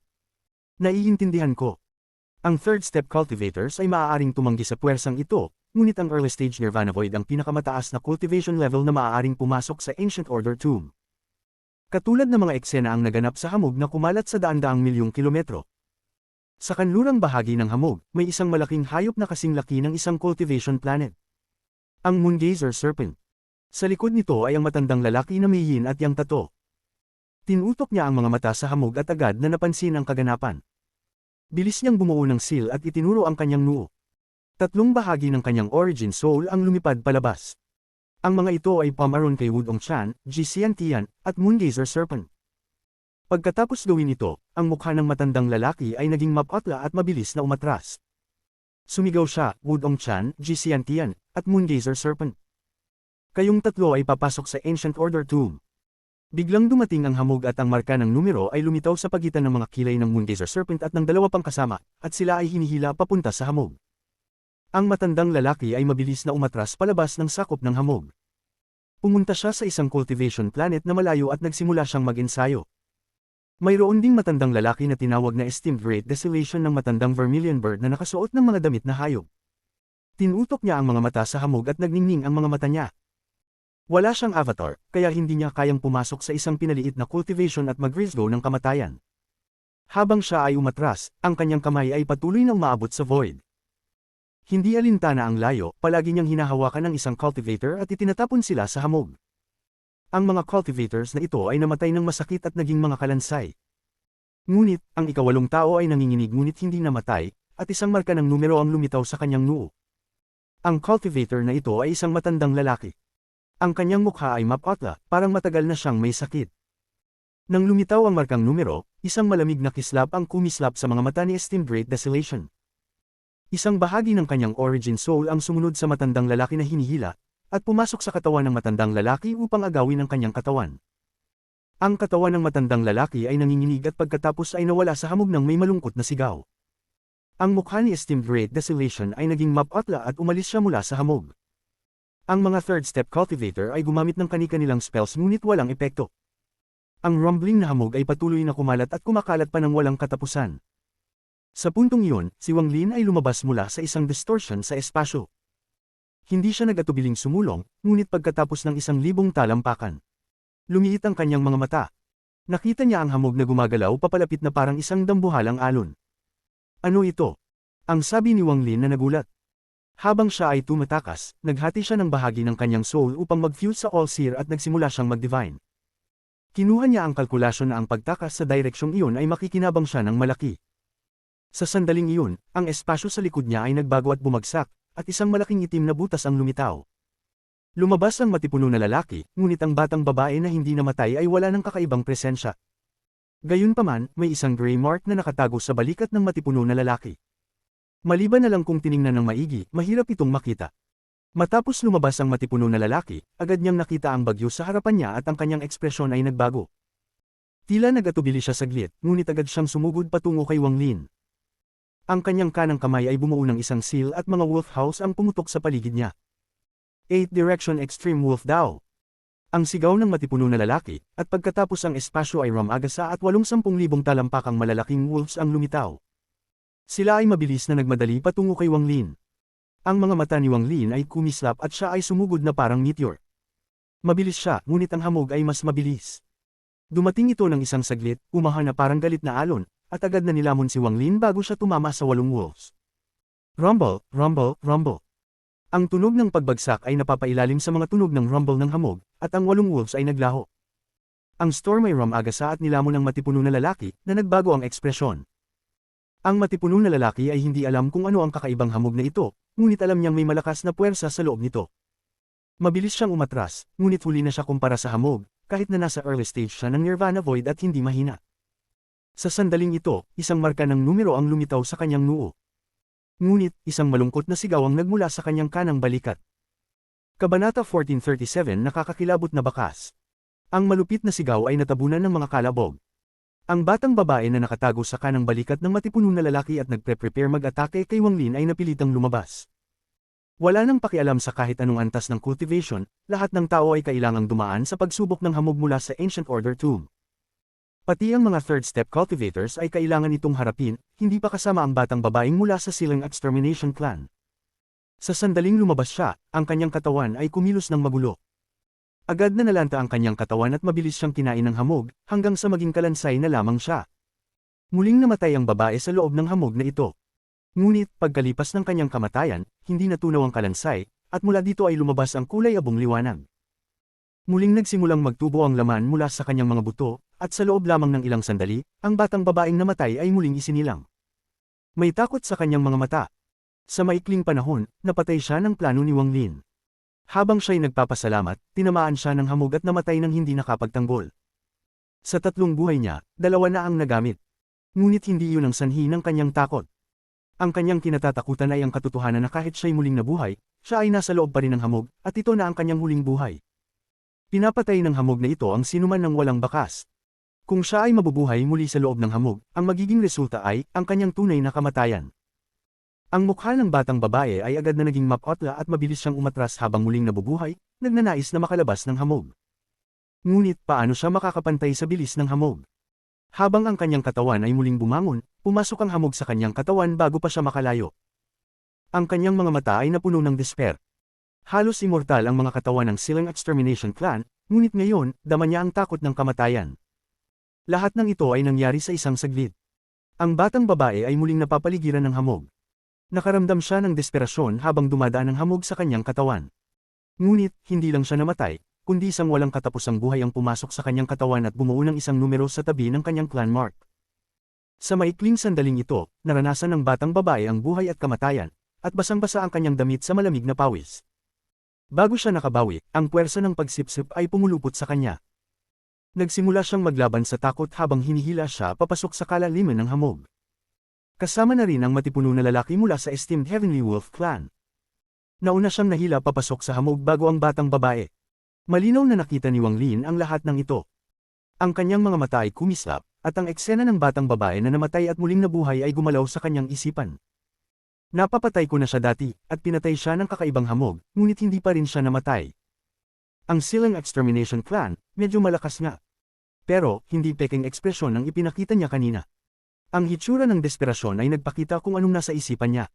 Kung mamatay ulit ang babaeng iyon, hindi na siya makakabalik. Maingat at matalino si Wang Lin, kaya hindi mahirap para sa kanya malaman ito. Ang talagang nakakalito sa kanya ay ang kanyang kasalukuyang kalagayan. Nang ang hamog ay dumaan sa kanya, hindi ito nagbukas ng numero sa pagitan ng kanyang mga kilay. Sa halip, naging ancient god power ito at naabsorb ng mga bituin sa kanyang noo. Ngunit, ang ancient god power na ito ay puno ng enerhiya ng kamatayan at puot. Matapos itong maabsorb ni Wang Lin, marami sa mga malupit na kaisipan ang nag-alsa sa kanyang isipan. Kung hindi siya agad nag-suppress at tumigil sa pag-absorb nito, tiyak na magiging biktima siya ng kamatayan at galit, at magiging parang puppet na walang sariling kaisipan. Ngunit, nang alisin niya ang galit mula sa ancient god power, naging napakalinaw ng kanyang isipan. Ang pakiramdam na ito ay parang pagkakaiba ng tag-init at taglamig. Walang numero na lumitaw sa pagitan ng kanyang mga kilay, kaya hindi siya nahila ng puwersa ng pagsipsip. Sa loob ng hamog, ang mga mata ni Wang Lin ay kumislap at nagsimula siyang magsuri. Lumiwanag pa ang mga mata niya. Nang maalala niya ang mga marka ng numero at ang lokasyon ng kanyang kinaroroonan, kumurap ang kanyang mga mata. Ang numerong iyon, hindi ito mauunawaan ng mga banyaga, ngunit malinaw na wika ito ng mga ancient gods. Baka ang lugar na ito ay ang pinagmulan kung saan lumabas si Greed mula sa Ancient Order Tomb. Ang puso ni Wang Lin ay mabilis na pumutok, at ang mga mata niya ay kumislap. Bigla niyang tinitigan ang direksyon kung saan nahila ang batang babae at ang matipunong na lalaki. Hindi nakapagtataka na walang ancient god language na lumitaw sa pagitan ng mga kilay ko, hindi nakapagtataka na ang hamog ay pumasok sa katawan ko at naging ancient god power. Ang numero sa matipunong na lalaki ay 14, ang numero sa batang babae ay 29, nilasahan ni Wang Lin ang kanyang labi at nag-isip. Delikado ang lugar na ito, at mas delikado pa ang Ancient Order Tomb, dapat ba akong pumasok o hindi? Matapos ang tatlong hininga, naging determinado ang mga mata ni Wang Lin. Palagi siyang ganoon, ang maghanap ng benepisyo sa panganib. Kung hindi siya pumasok ngayon, sino ang makakaalam kung kailan muli itong bubukas? Baka hindi na siya makakakita ng pagkakataon. Ang mga mata niya ay kumislap, na nagpapakita ng isang malamig na titig habang maingat na gumalaw patungo sa kailaliman ng hamog. Mas delikado man ito, mas marami ring pagkakataon at kabutihang palad ang nandyan. Ang Ancient Order Tomb, hayaan akong maranasan kung anong nakakakilabot na panganib at kabutihang palad ang naruroon. Bilang isang Ancient God, tiyak na makikinabang ako dito ng higit pa kaysa sa iba. Gumagalaw si Wang Lin tulad ng isang isda at mabilis na umaban. Nagdesisyon siyang hindi na mag-absorb pa ng hamog na puno ng kamatayan at puot. Bagaman makakapagpalakas ito sa kanya, alam niyang kapag inabsorb niya ito, mawawala ang kanyang isip at magiging puppet siya ng kamatayan at galit. Mas mabilis ang paggalaw ni Wang Lin, ngunit ang ekspresyon niya ay naging mas maingat. Bagamat hindi siya kumikilos ng mabigat, siya ay nasa bingid. Naranasan na niya ang maraming buhay at kamatayan dahil sa kanyang pag-iingat. Ang tanging bagay na maituturing na padalos-dalos ay ang plano niyang mag-steam laban sa Sovereign. Wala siyang dahilan para magkaroon ng ideya na iyon, ito'y bigla na lamang lumitaw matapos makipag-usap sa unang Vermilion Bird. Sa kanyang puso, gumawa siya ng maraming dahilan at mga palusot para gawin ito. Pumasok din siya sa kaluluwa ng All-Seer upang alamin ang pagkakataon. Tinutukoy din niya sa kanyang isip na kung talagang nandoon ang Sovereign at nakarecover, gagamitin niya ang Jade upang umatras pabalik sa Inner Realm. Lahat ng ito ay tila mga ideya niya lamang na dumating ng kusa. Ngunit pagkatapos niyang makatakas mula sa Fire Sparrow Clan, nang magsimula siyang magduda kung ang middle-aged na lalaki nga ba ang Sovereign, naranasan niya ang isang nakakakilabot na pagdududa, ang pagdududang iyon ay naging sanhi ng lamig sa kanyang katawan. Bakit ko nga ba ginawa ang ganitong kabaliwan at dumating sa ganitong ideya? Nang magsimula siyang magduda, agad na nawala ang ideya at nagkaroon ng ibang mga bagay na naging sanhi ng pagkaabala niya. Halos nakalimutan na niya ang pagdududang iyon na lumitaw sa kanyang isipan nang magduda siya sa pagkakakilanlan ng Sovereign. Ngunit pagkatapos pumasok sa hamog, bigla na lamang lumino ang kanyang isipan. Para bang ang hamog na ito ay isang ibang mundo mula sa labas. Para bang may isang hindi kilalang puwersa na bumaba kay Wang Lin at pinigilan ng hamog. Ang pagkawala ng puwersang ito ay nagdulot sa duda na muling lumitaw sa isipan ni Wang Lin. Ang pagdududang ito ay lalong lumakas. Sa isang saglit, napuno siya ng malamig na pawis. Bigla siyang lumingon at tinitigan ang gumagalaw na hamog sa likod niya. Ang kanyang titig ay parang kayang tumchuan ng walang katapusang hamog at makita ang tahimik na Ancient Star System. Matapos ang matagal na pagtingin, binitiwan ni Wang Lin ang kanyang titig, at may bahagyang takot sa kanyang mga mata. Naisip niyang mabuti kung ano ang nangyari pagkatapos makarating sa Ancient Star System, malinaw niyang naramdaman ng isang puwersa na kumokontrol sa kanya. Pagkatapos mag-isip ng saglit, pinalitan ng lamig ang takot sa mga mata ni Wang Lin. Nagmuni-muni siya ng matagal at napagdesisyonan na ang pagpasok sa Ancient Order Tomb ay isang desisyong ginawa niya pagkatapos ng masusing pagsusuri. Hindi ito isang ideya na dumating ng basta-basta. Pinili niyang magpatuloy at pumasok sa kailaliman ng hamog. Mas mabilis ang paggalaw ni Wang Lin, nagiging isang sinag ng liwanag. Paglapit niya, nakita niyang nahihirapan ng mga cultivator na nahihila papunta sa kanya. Ang mga taong ito ay may mga marka ng numero sa kanilang mga kilay. 37, 45, 71. Habang unti-unting lumalapit si Wang Lin sa gitna, nakita niya ang nakakatakot na paltos sa gitna. Ang mundo sa loob ng paltos ay walang hamog kundi puno ng pagbaluktot. Bagamat baluktot, malinaw pa ring nakita ni Wang Lin ang mga mabagsik na ulo sa mga lumulutang na platform. Ancient Order Tomb. Ang mga mata ni Wang Lin ay kumislap at malapit nang pumasok sa paltos. Ngunit sa sandaling iyon, ang hamog sa paligid ay kumalabog. Laminga si Wang Lin at kumurap ang kanyang mga mata. Habang gumagalaw ang hamog sa likod niya, unti-unting lumitaw ang isang tao.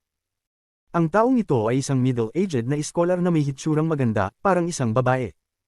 Ngunit ang mukha ng taong ito ay mapatla, na nagpapakita na mahirap para sa kanya makarating dito.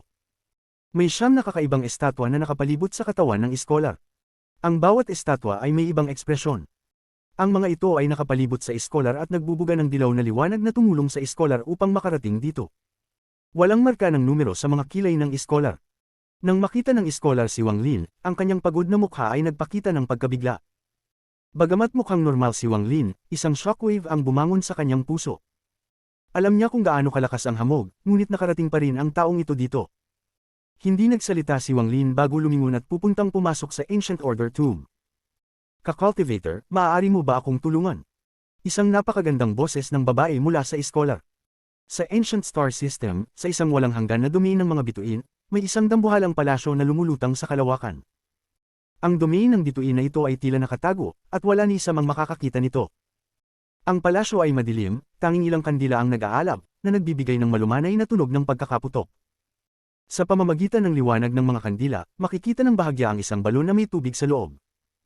Ang tubig ay parang salamin, na nagre-reflektang tatlong grupo ng mga kandila, at hindi matukoy kung alin ang totoo at alin ang peke. Isang tao na nakasuot ng itim na balabal na nagtatago ng kanyang hitsura ang tahimik na nakatayo sa tabi ng balon. Sa loob ng balon, makikita ang refleksyon ng tatlong grupo ng kandila at isang matandang lalaking may puting buhok. Ang taong ito ay, si Wang Lin. Ang katawan ni Wang Lin ay napapaligiran ng tatlong kandila, na parang siya ay nakakulong. Ngunit, habang pumasok si Wang Lin sa hamog, may mga alon na lumitaw sa loob ng balon. Ang puwersang ito ay tila hindi nanggagaling sa mundong ito, at habang ang mga alon ay umaalog, ang katawan ni Wang Lin ay dahan-daang naglaho. Biglang binuksan ng Ancient Order Tomb at binago ang plano ng matandang ito. Sayang, paghuhulog ng buwan sa balon, konti na lang, ang taong nakatago sa itim na balabal ay bumubulong gamit ang isang malalim na tinig.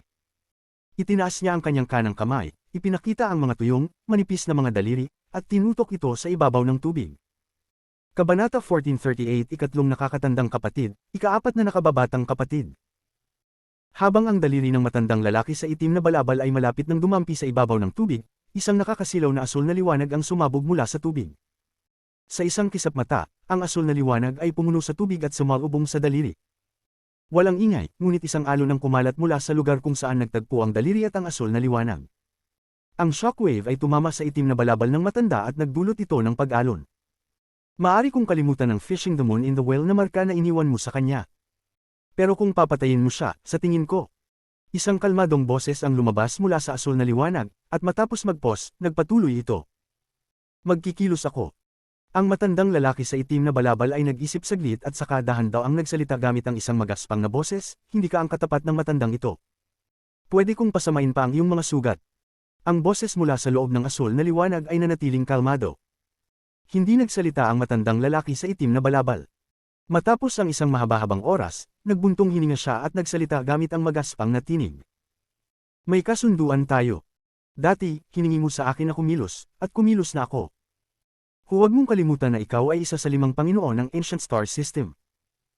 Ang boses mula sa loob ng asul na liwanag ay tahimik na nagmuni-muni ng ilang sandali. Pagkatapos ng 1 minuto, ang pagod na boses ay yumeko sa loob ng palasyo. Isa din akong ama. Tahimik ang palasyo, tanging ang tunog ng kandila ang maririnig. Tila may tunog ng pagmumuni-muni sa loob ng palasyo.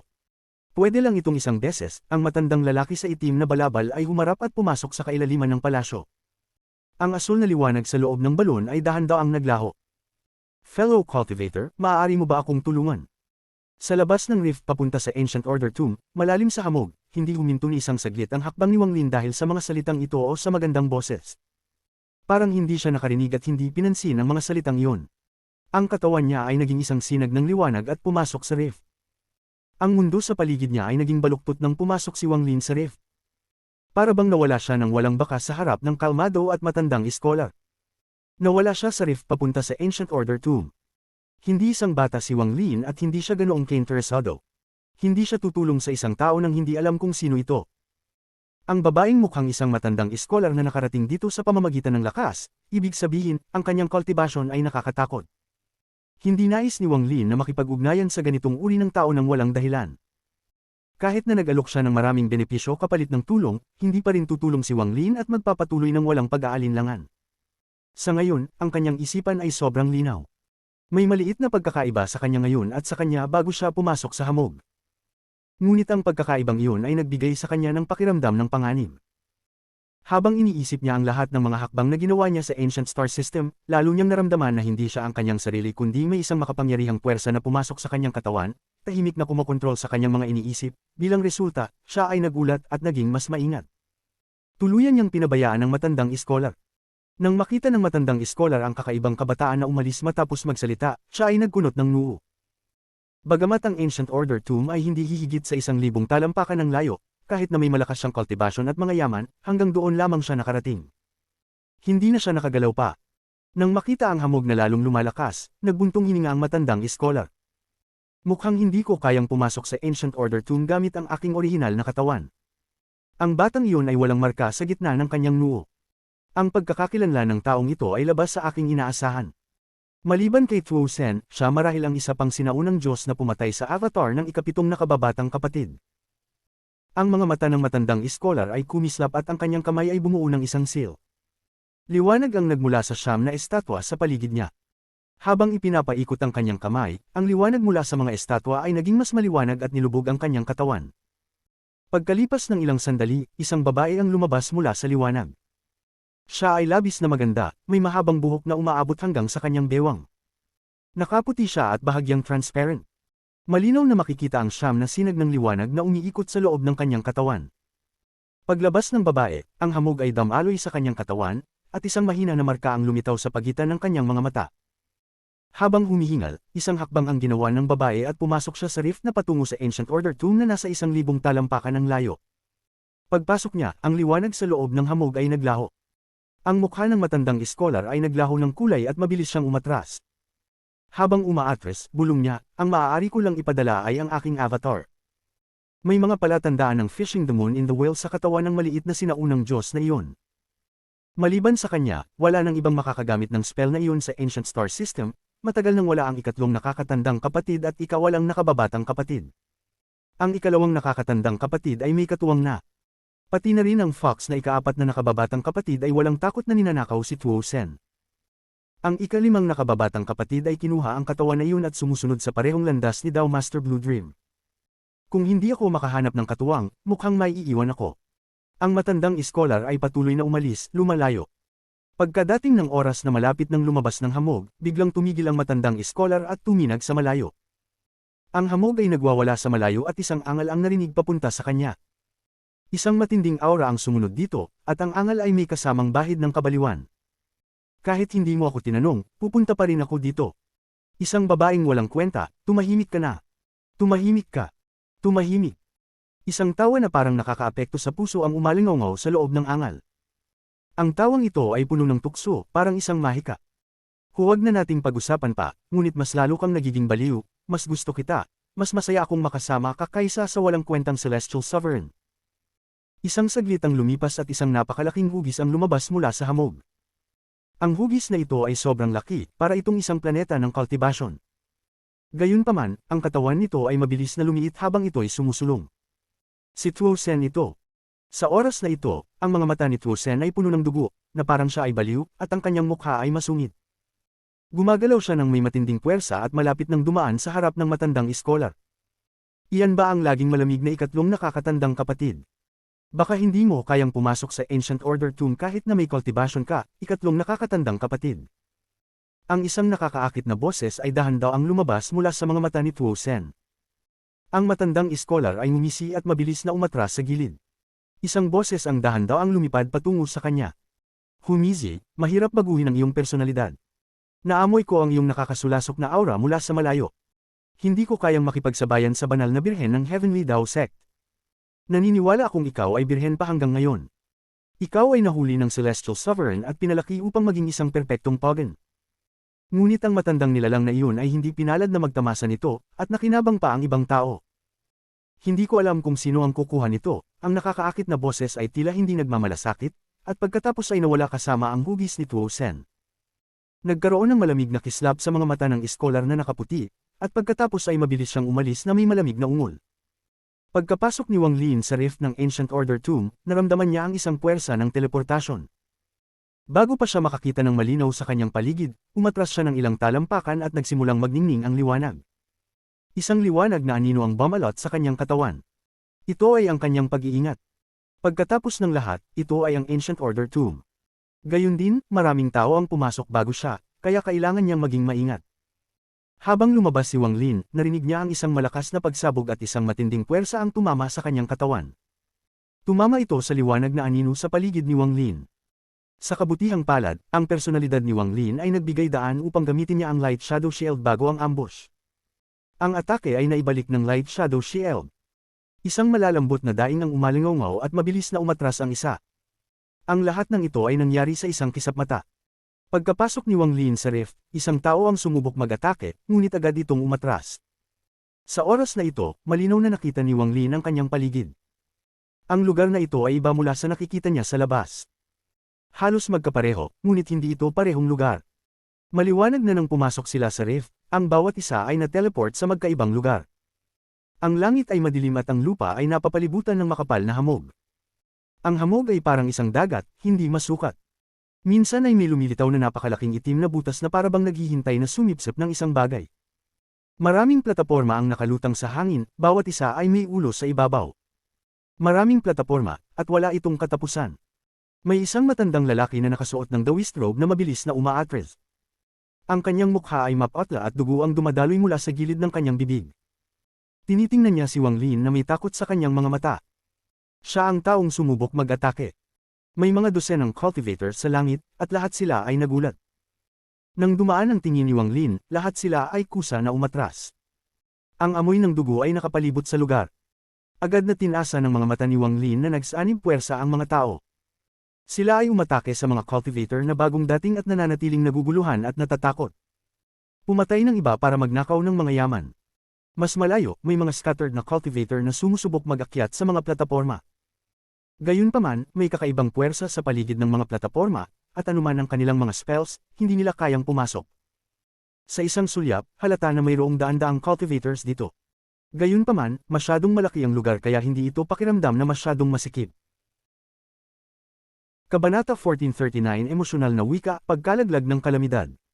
Laging matibay si Wang Lin sa kanyang mga desisyon. Paano niya papayagan na makaligtas ang isang tao na umatake sa kanya sa mismong pagpasok niya? Ang Ancient Order Tomb ay isang mapanganib na lugar, at tanging lakas lamang ang maaari niyang pagkatiwalaan. Kung magpapakita siya ng kahinaan, madali siyang magiging target ng iba. Kaya't kailangan niyang maging malupit upang ipakita ang kanyang lakas. May kislap ng lamig sa kanyang mga mata habang tinitingnan ng umatras na kalalakihang nasa kalagitnaan ng edad. Nag-ambag siya ng lakas sa kanyang kanang paa at kumilos siya na parang isang meteor. Ang antas ng kultibasyon ng kalalakihang nasa kalagitnaan ng edad ay hindi mataas, tanging ikatlong blight ng langit. Nang magtangka siyang magsugod ng palihim na atake kay Wang Lin, kumpiyansa siyang magtatagumpay siya. Kahit pa may mas mataas na antas ng kultibasyon ng isang tao kaysa sa kanya, malamang na masasaktan siya ng ganitong uri ng atake. Sa wakas, sinuman na nahigop dito ay madidismaya at mangangamba sa isang saglit. Ang sandaling iyon ay sapat na upang patayin o magdulot ng malubhang pinsala sa isang tao. Kapag nasaktan, aangkinin ng mga cultivator sa paligid ang pagkakataon at aatake. May kasunduan sila na magtulungan, at mananatili ito hanggang sa makatagpo sila ng isang malakas na kalaban. Siyempre, may posibilidad na isang cultivator na may ikatlong hakbang ang nahigop, ngunit ang mga cultivator sa ikatlong hakbang ay bihira. Hindi nila nais na isuko ang pagkakataon na magnakaw ng mga yaman dahil lang sa takot na mahigop ang isang cultivator na nasa ikatlong hakbang. Gayun din, ang presyon mula sa mga cultivator sa ikatlong hakbang ay napakalakas at agad na kumakalat sa sandaling pumasok sila sa bingid. Sa ganitong pangyayari, hindi nila tinatabla ng pag-atake sa isang hindi sinasadya. Gayunpaman, hindi inisip ng kalalakihang nasa kalagitnaan ng edad na bagaman hindi si Wang Lin isang cultivator na nasa ikatlong hakbang, hindi siya nahigop dito. Pumili siya na pumasok at hindi siya nagpanik o nalilito. Sa sandaling ang spell ng kalalakihang nasa kalagitnaan ng edad ay tumama kay Wang Lin, ito ay naibalik sa kanya. Agad siyang umubo ng dugo at napaatras. Pagkatapos, parang tinusok ang kanyang anit at nawalan siya ng ulirat. Sumigaw siya ng may kasamahan sa kanyang puso at nagmadali siyang lumayo. Nang makita ang pagnanais ng pagpatay sa mga mata ni Wang Lin, nagpalid ang mukha ng kalalakihang nasa kalagitnaan ng edad. Pinagnangawit ang mga ngipin at dumaan siya patungo sa ulap sa ibaba. Napakabilis ng reaksyon ng kalalakihang nasa kalagitnaan ng edad. Isa rin siyang tao na may karanasan sa maraming laban. Bahagyang nakikita niya ang lakas ni Wang Lin at alam niyang hindi siya makakatakas kahit gaano siya kabilis. Kaya't nagpasya siyang magsugal at pumasok sa misteryosong ulap. Malamang ay mamamatay siya kapag pumasok siya sa ulap, ngunit kung hindi, tiyak na mamamatay siya. Isang madaling desisyon, ngunit sabay na mahirap. Si Wang Lin ay gumalaw na parang sinag ng liwanag patungo sa kalalakihang nasa kalagitnaan ng edad. Nang makita niyang mabilis siyang papalapit, isang pahiwatig ng pagkabaliw ang lumitaw sa kanyang mga mata. Hinampis niya ang kanyang dibdib at umubo ng dugo.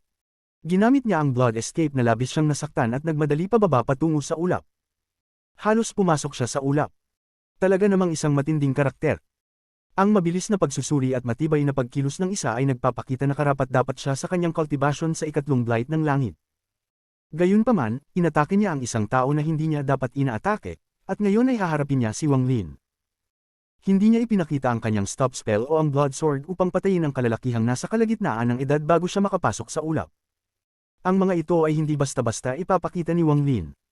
Ibinangon ni Wang Lin ang kanyang kanang kamay habang gumagalaw at tinamaan ang kalalakihang nasa kalagitnaan ng edad na malapit nang pumasok sa ulap. Ang mundo ay kumilos at lumabas ang War Spirit Print. Ang malalakas na tunog ng kulog ay nakatawag pansin sa karamihan ng mga cultivator sa paligid. Isang ilusyonaryong marka ng palad ang biglang lumitaw at humarap sa kalalakihang nasa kalagitnaan ng edad na may hindi kapani-paniwalang bilis. Ang kalalakihang nasa kalagitnaan ng edad ay pumasok sa ulap gamit ang blood escape. Pagkababa pa niya, naramdaman niya ang ulap sa paligid niyang gumalaw. Isang lakas na katumbas ng kapangyarihan ng langit ang dumating. Ang malaking palad na marka ay tila pumutok sa langit at lupa nang tumama sa ulap. Ang ulap ay mabilis na sumabog at nalunod, at isang higanting palad na marka ang lumitaw sa ulap. Isang kalunos-lunos na sigaw ang tinakpan ng tunog ng palad na marka. Pumalo ang marka ng palad sa kailaliman ng ulap, na nag-iwan ng isang nakakagulat na butas na hugis palad sa ulap.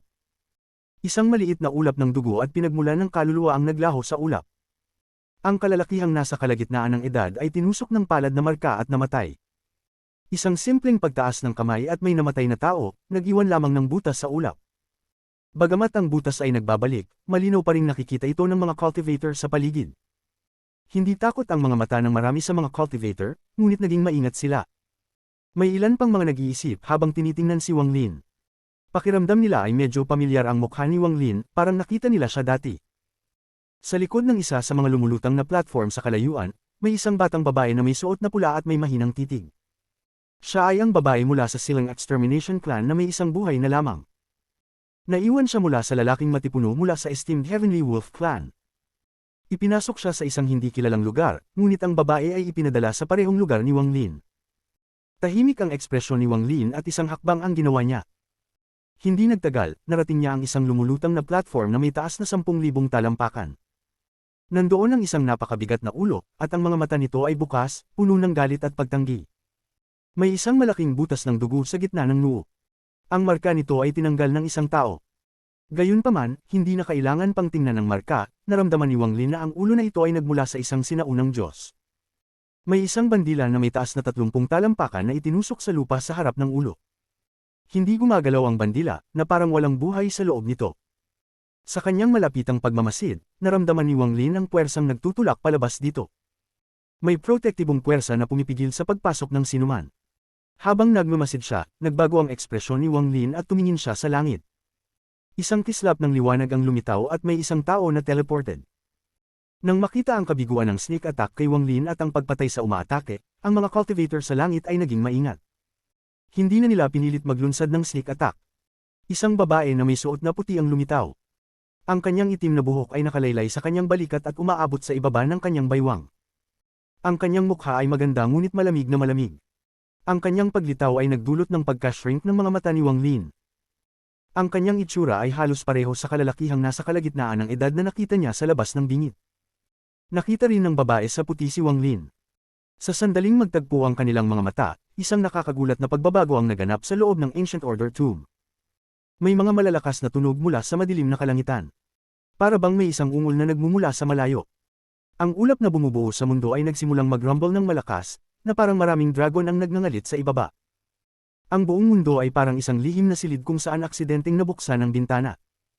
Ngayon, isinara na ang bintana at naging masikip ang silid. Sa loob ng Ancient Star System, ang bingit sa loob ng ulap ay mabilis na lumiit at agad na nawala ng walang bakas. Tanging ang ulap na lang ang natira, na para bang magtatagal ito magpakailanman. Ang Ancient Order Tomb, sarado na. Sa sandaling nagsara ang bingit, sa loob ng Ancient Order Tomb, biglang nakaramdam si Wang Lin ng isang malakas na pakiramdam ng panganib. Isang haligi ng ulap ang biglang sumabog mula sa ulap sa ibaba. Isang cultivator ang hindi agad nakaiwas at tinamaan ng ulap. Naglabas siya ng isang kalunos-lunos na sigaw at ang marka ng bilang sa pagitan ng kanyang mga kilay ay lumipad at pumailan lang sa gilid. Ang biglaang pagbabagong ito ay nagdulot ng kaguluhan sa daan-daang mga cultivator na naruroon. Ang ilang mga lumulutang na platform na may mga ulo ay nawalan ng kanilang protektibong puwersa. Mayroong kabuuang 99 na platform na nawalan ng protektibong puwersa, at higit sa 100 ng mga haligi ng ulap ang sumabog pataas. Ang mga kalunos-lunos na sigaw ay umalingaw habang ang mga marka ng bilang mula sa pagitan ng kanilang mga kilay ay lumipad palabas. Isang haligi ng ulap ang sumabog mula sa ilalim ni Wang Lin. Masyado itong mabilis at agad na nakalapit sa loob ng 100 talampakan sa kanya. Hindi nagatubili si Wang Lin at tumapak siya sa isang platform na nawala ng protektibong puwersa. Sa sandaling tumapak siya sa platform, ang haligi ng ulap ay sumabog pataas sa gilid ng platform, ngunit hindi ito nakapagdulot ng pinsala kay Wang Lin. Hindi lang si Wang Lin ang matalino. Nang tumapak siya sa platform upang iwasan ang haligi ng ulap, maraming cultivator ang nagtakbuhan upang makasampas sa pinakamalapit na mga platform sa kanila. Gayunpaman, mayroong tanging 79 na platform na walang protektibong puwersa, at ang natitira ay may proteksyon pa rin.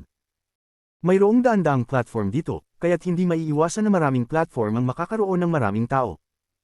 Malinaw na nakita ni Wang Lin na 2 tao ang dumating sa isang platform, at nang akala nila ay magiging ligtas sila, isang haligi ng ulap na may lapad na higit sa 10,000 talampakan ang sumabog pataas. Sinakop ng ulap ang buong platform, ang sinaunang ulo ng demonyo, at ang 2 cultivator. Nawala sila ng walang bakas, ang puwersang ito ay magwawasak sa lahat ng cultivator, at kahit ang mga cultivator na nasa ikatlong hakbang ay mamamatay kapag hinarap ang ganitong puwersa. Hindi lang ito nangyari ng isang beses. Sa gitna ng kaguluhan, higit sa 50 platform ang nagkaroon ng higit sa 2 tao. Ang mundo ay rumagasa habang ang mga haligi ng ulap na may lapad na 10,000 talampakan ay sumabog pataas. Ang tagpong ito ay nagdulot ng takot sa mga cultivator na nakakita nito. Nagsikip ang mga mata ni Wang Lin, at walang pag-aalinlangan, ang kanyang mga kamay ay nag-form ng seal. Inilabas niya ang kanyang kamay at isang aura ang lumabas mula sa kanyang katawan, pinalibutan ng 10,000 talampakan na platform at pinigilan ng sinuman na makapasok. Gayunpaman, halos 200 na cultivator pa ang natira, at may 43 na lamang na platform na natitira. Kung hindi sila makakapasok sa isang platform, mamamatay sila mula sa ulap na sumabog pataas sa langit. Kung nais mong mabuhay, kailangan mong manggopya, at kailangan mong maging mabilis. Kung hindi, kapag 2 tao ang dumating sa platform ng sabay, parehong madi-destroy kasama ng platform. Sa sandaling ito, higit sa 10 na cultivator ang nagsisigaw kay Wang Lin na may mga mata na namumula. Magkasama nilang mabubuhay o mamatay kasama ang isa pang tao. Kabanata 14:40 3 tao, 3 tao, at 3 tao muli. Ang dagat ng ulap sa ibaba ay umalog at mga haligi ng ulap ang sumabog pataas. Ang pagpatay ay kumalat sa langit, at may isang cultivator sa bawat isa sa mga 43 natitirang platform. Maliban sa ilang mga maswerte, ang sinumang nakapag-occupy ng isang platform ng mag-isa ay isang sobrang malakas at malupit na cultivator. Mayroong 5 o 6 na tao na labis na matalino. Bagamat hindi pa nila natutuklasan ng katotohanan, pinatay nila ang lahat ng nasa paligid nila at pagkatapos ay kinuha ang platform. Ngayon, malinaw na ang sitwasyon. Lahat ay alam na kailangan mong okupahan ng isang platform mag-isa upang mabuhay. Ang mga natitirang cultivator ay may mga matang namumula. Upang mabuhay, kahit na magkamag-anak sila, kailangan nilang maglaban. Sa isang iglap, ang mga cultivator na ito ay tumakbo patungo sa 43 platform na parang mga baliw. Sa gitna ng kaguluhan, wala nang oras si Wang Lin upang tingnan kung anong mga cultivator ang okupado ang natitirang 42 platform.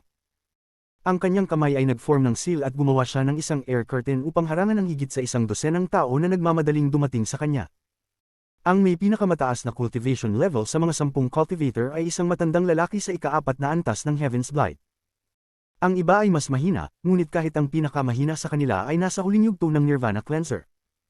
Bagamat hindi ang pinakamahusay ang kanilang cultivation level, sumabog sila sa kanilang buong potensyal sa sandaling ito ng buhay at kamatayan.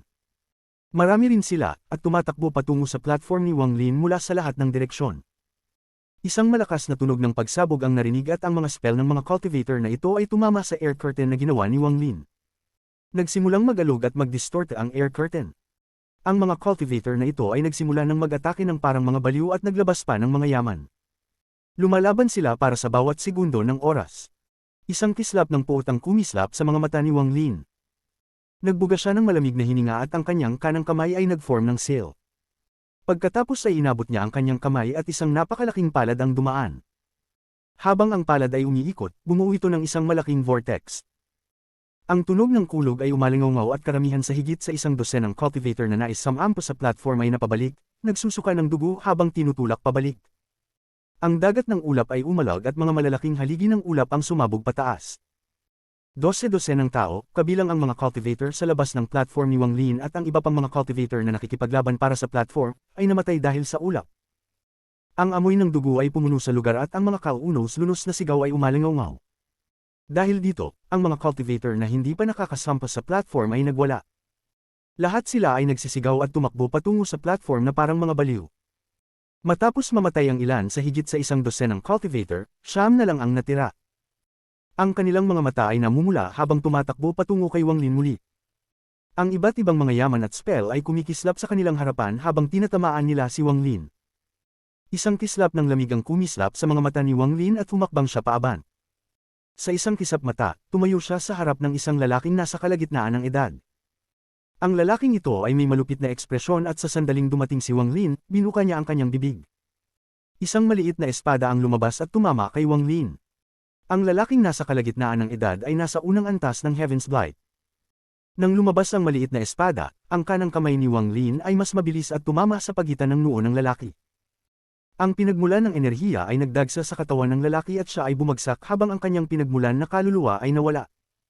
Ngunit hindi siya naglaho, sa halip, naging isang ulap ng dugo siya na isinipsip ni Wang Lin.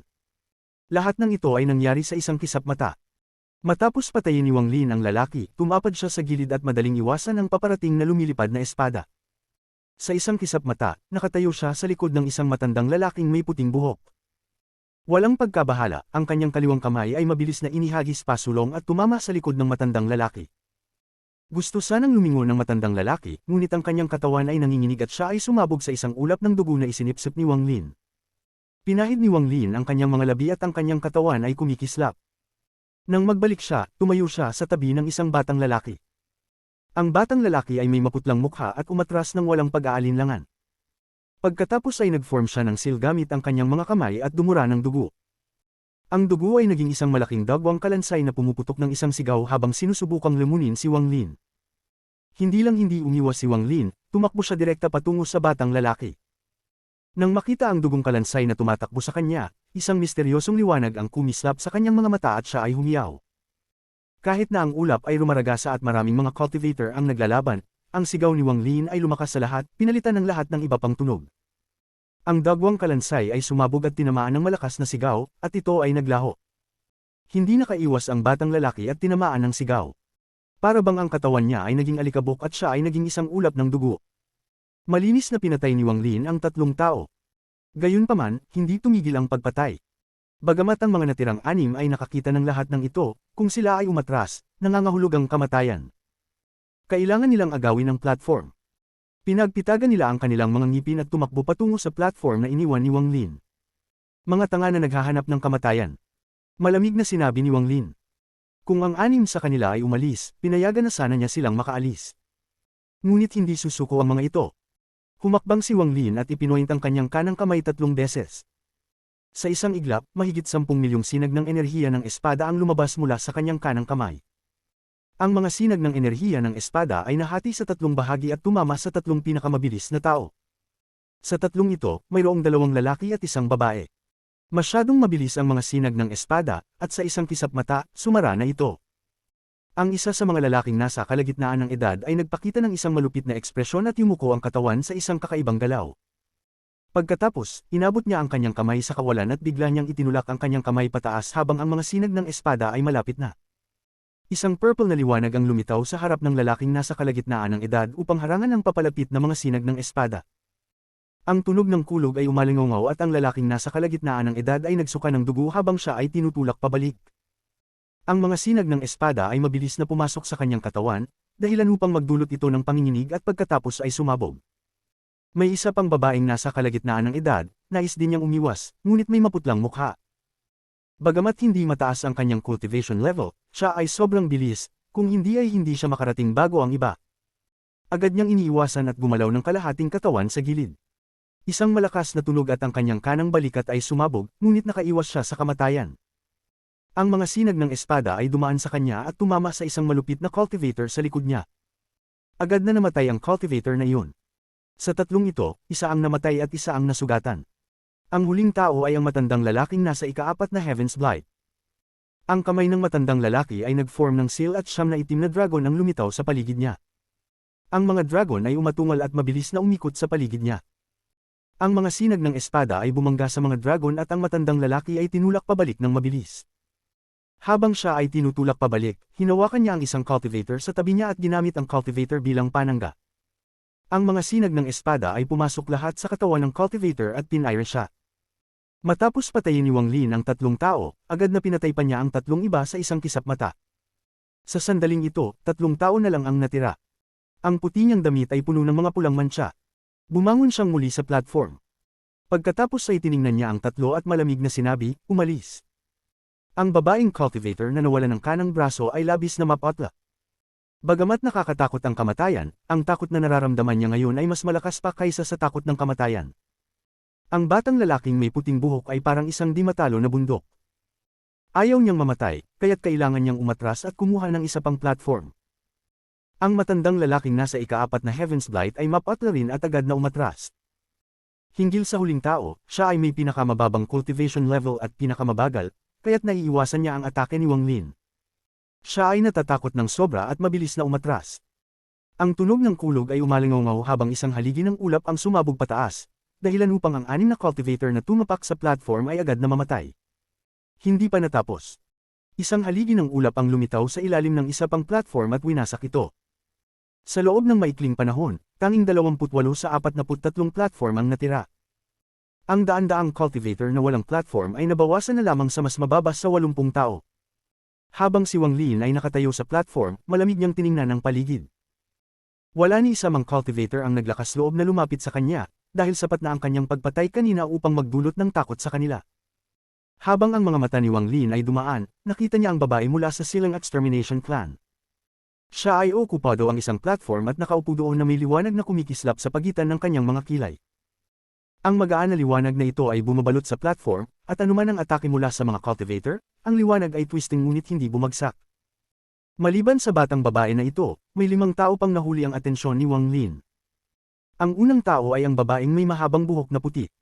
Tahimik lang siyang nakatayo roon at nakatingin sa malayo. Anumang cultivator na lumapit sa kanyang platform ay maglalabas ng isang kaunos-lunos na sigaw. Pagkatapos, ang itim na dugo ay lumabas sa kanilang mga mata at ang kanilang mga katawan ay maglalabas ng itim na gas kapag tinamaan sila ng isang malupit na lason. May isang platform na inukupahan ng isang matandang lalaki. Hawak niya ang isang palayok ng alak sa kanyang kaliwang kamay at isang 7 talampakang espada sa kanyang kanang kamay. Sabi ng sinaunang wika, 3 tasa para sa isang pangako. Ininom ng matandang lalaki ang isang lagok ng alak at dahan-daang ipinagsagwa ang kanyang kanang kamay. Walang ibang galaw, at ang espada niya ay tumagos sa bungo ng isang cultivator na nagmamadaling tumakbo patungo sa kanya. Ang dugo ay sumabog mula sa noo ng cultivator at bumuo ng hugis ng isang plum blossom sa platform. Mayroon ng higit sa 10 plum blossoms ng dugo sa platform na iyon. May isa pang platform na okupado ng isang lalaking nakasuot ng purple. Siya ay may matamlay na ekspresyon at naglalabas ng malakas na yin na enerhiya. Hinuwi niya ang kanyang manggas at isang 10,000 talampakang isdang malupit ang lumangoy sa likuran niya. Ang isda ay gumagalaw tulad ng hangin at nilalamon ng mga cultivator sa paligid. Sa huling dalawa, ang isa ay isang payat na lalaki na nakasuot ng itim, at ang kanyang mga mata ay nakapikit. Siya ay sobrang bilis na hindi kayang makita ni Wang Lin ng malinaw. Sa isang kisap mata, ang kanyang anino ay nanatili, ngunit ang mga cultivator sa paligid ay nagsisigawan. Ang kanilang pinagmulan na kaluluwa ay inalis at ang kanilang mga katawan ay nahulog sa dagat ng ulap.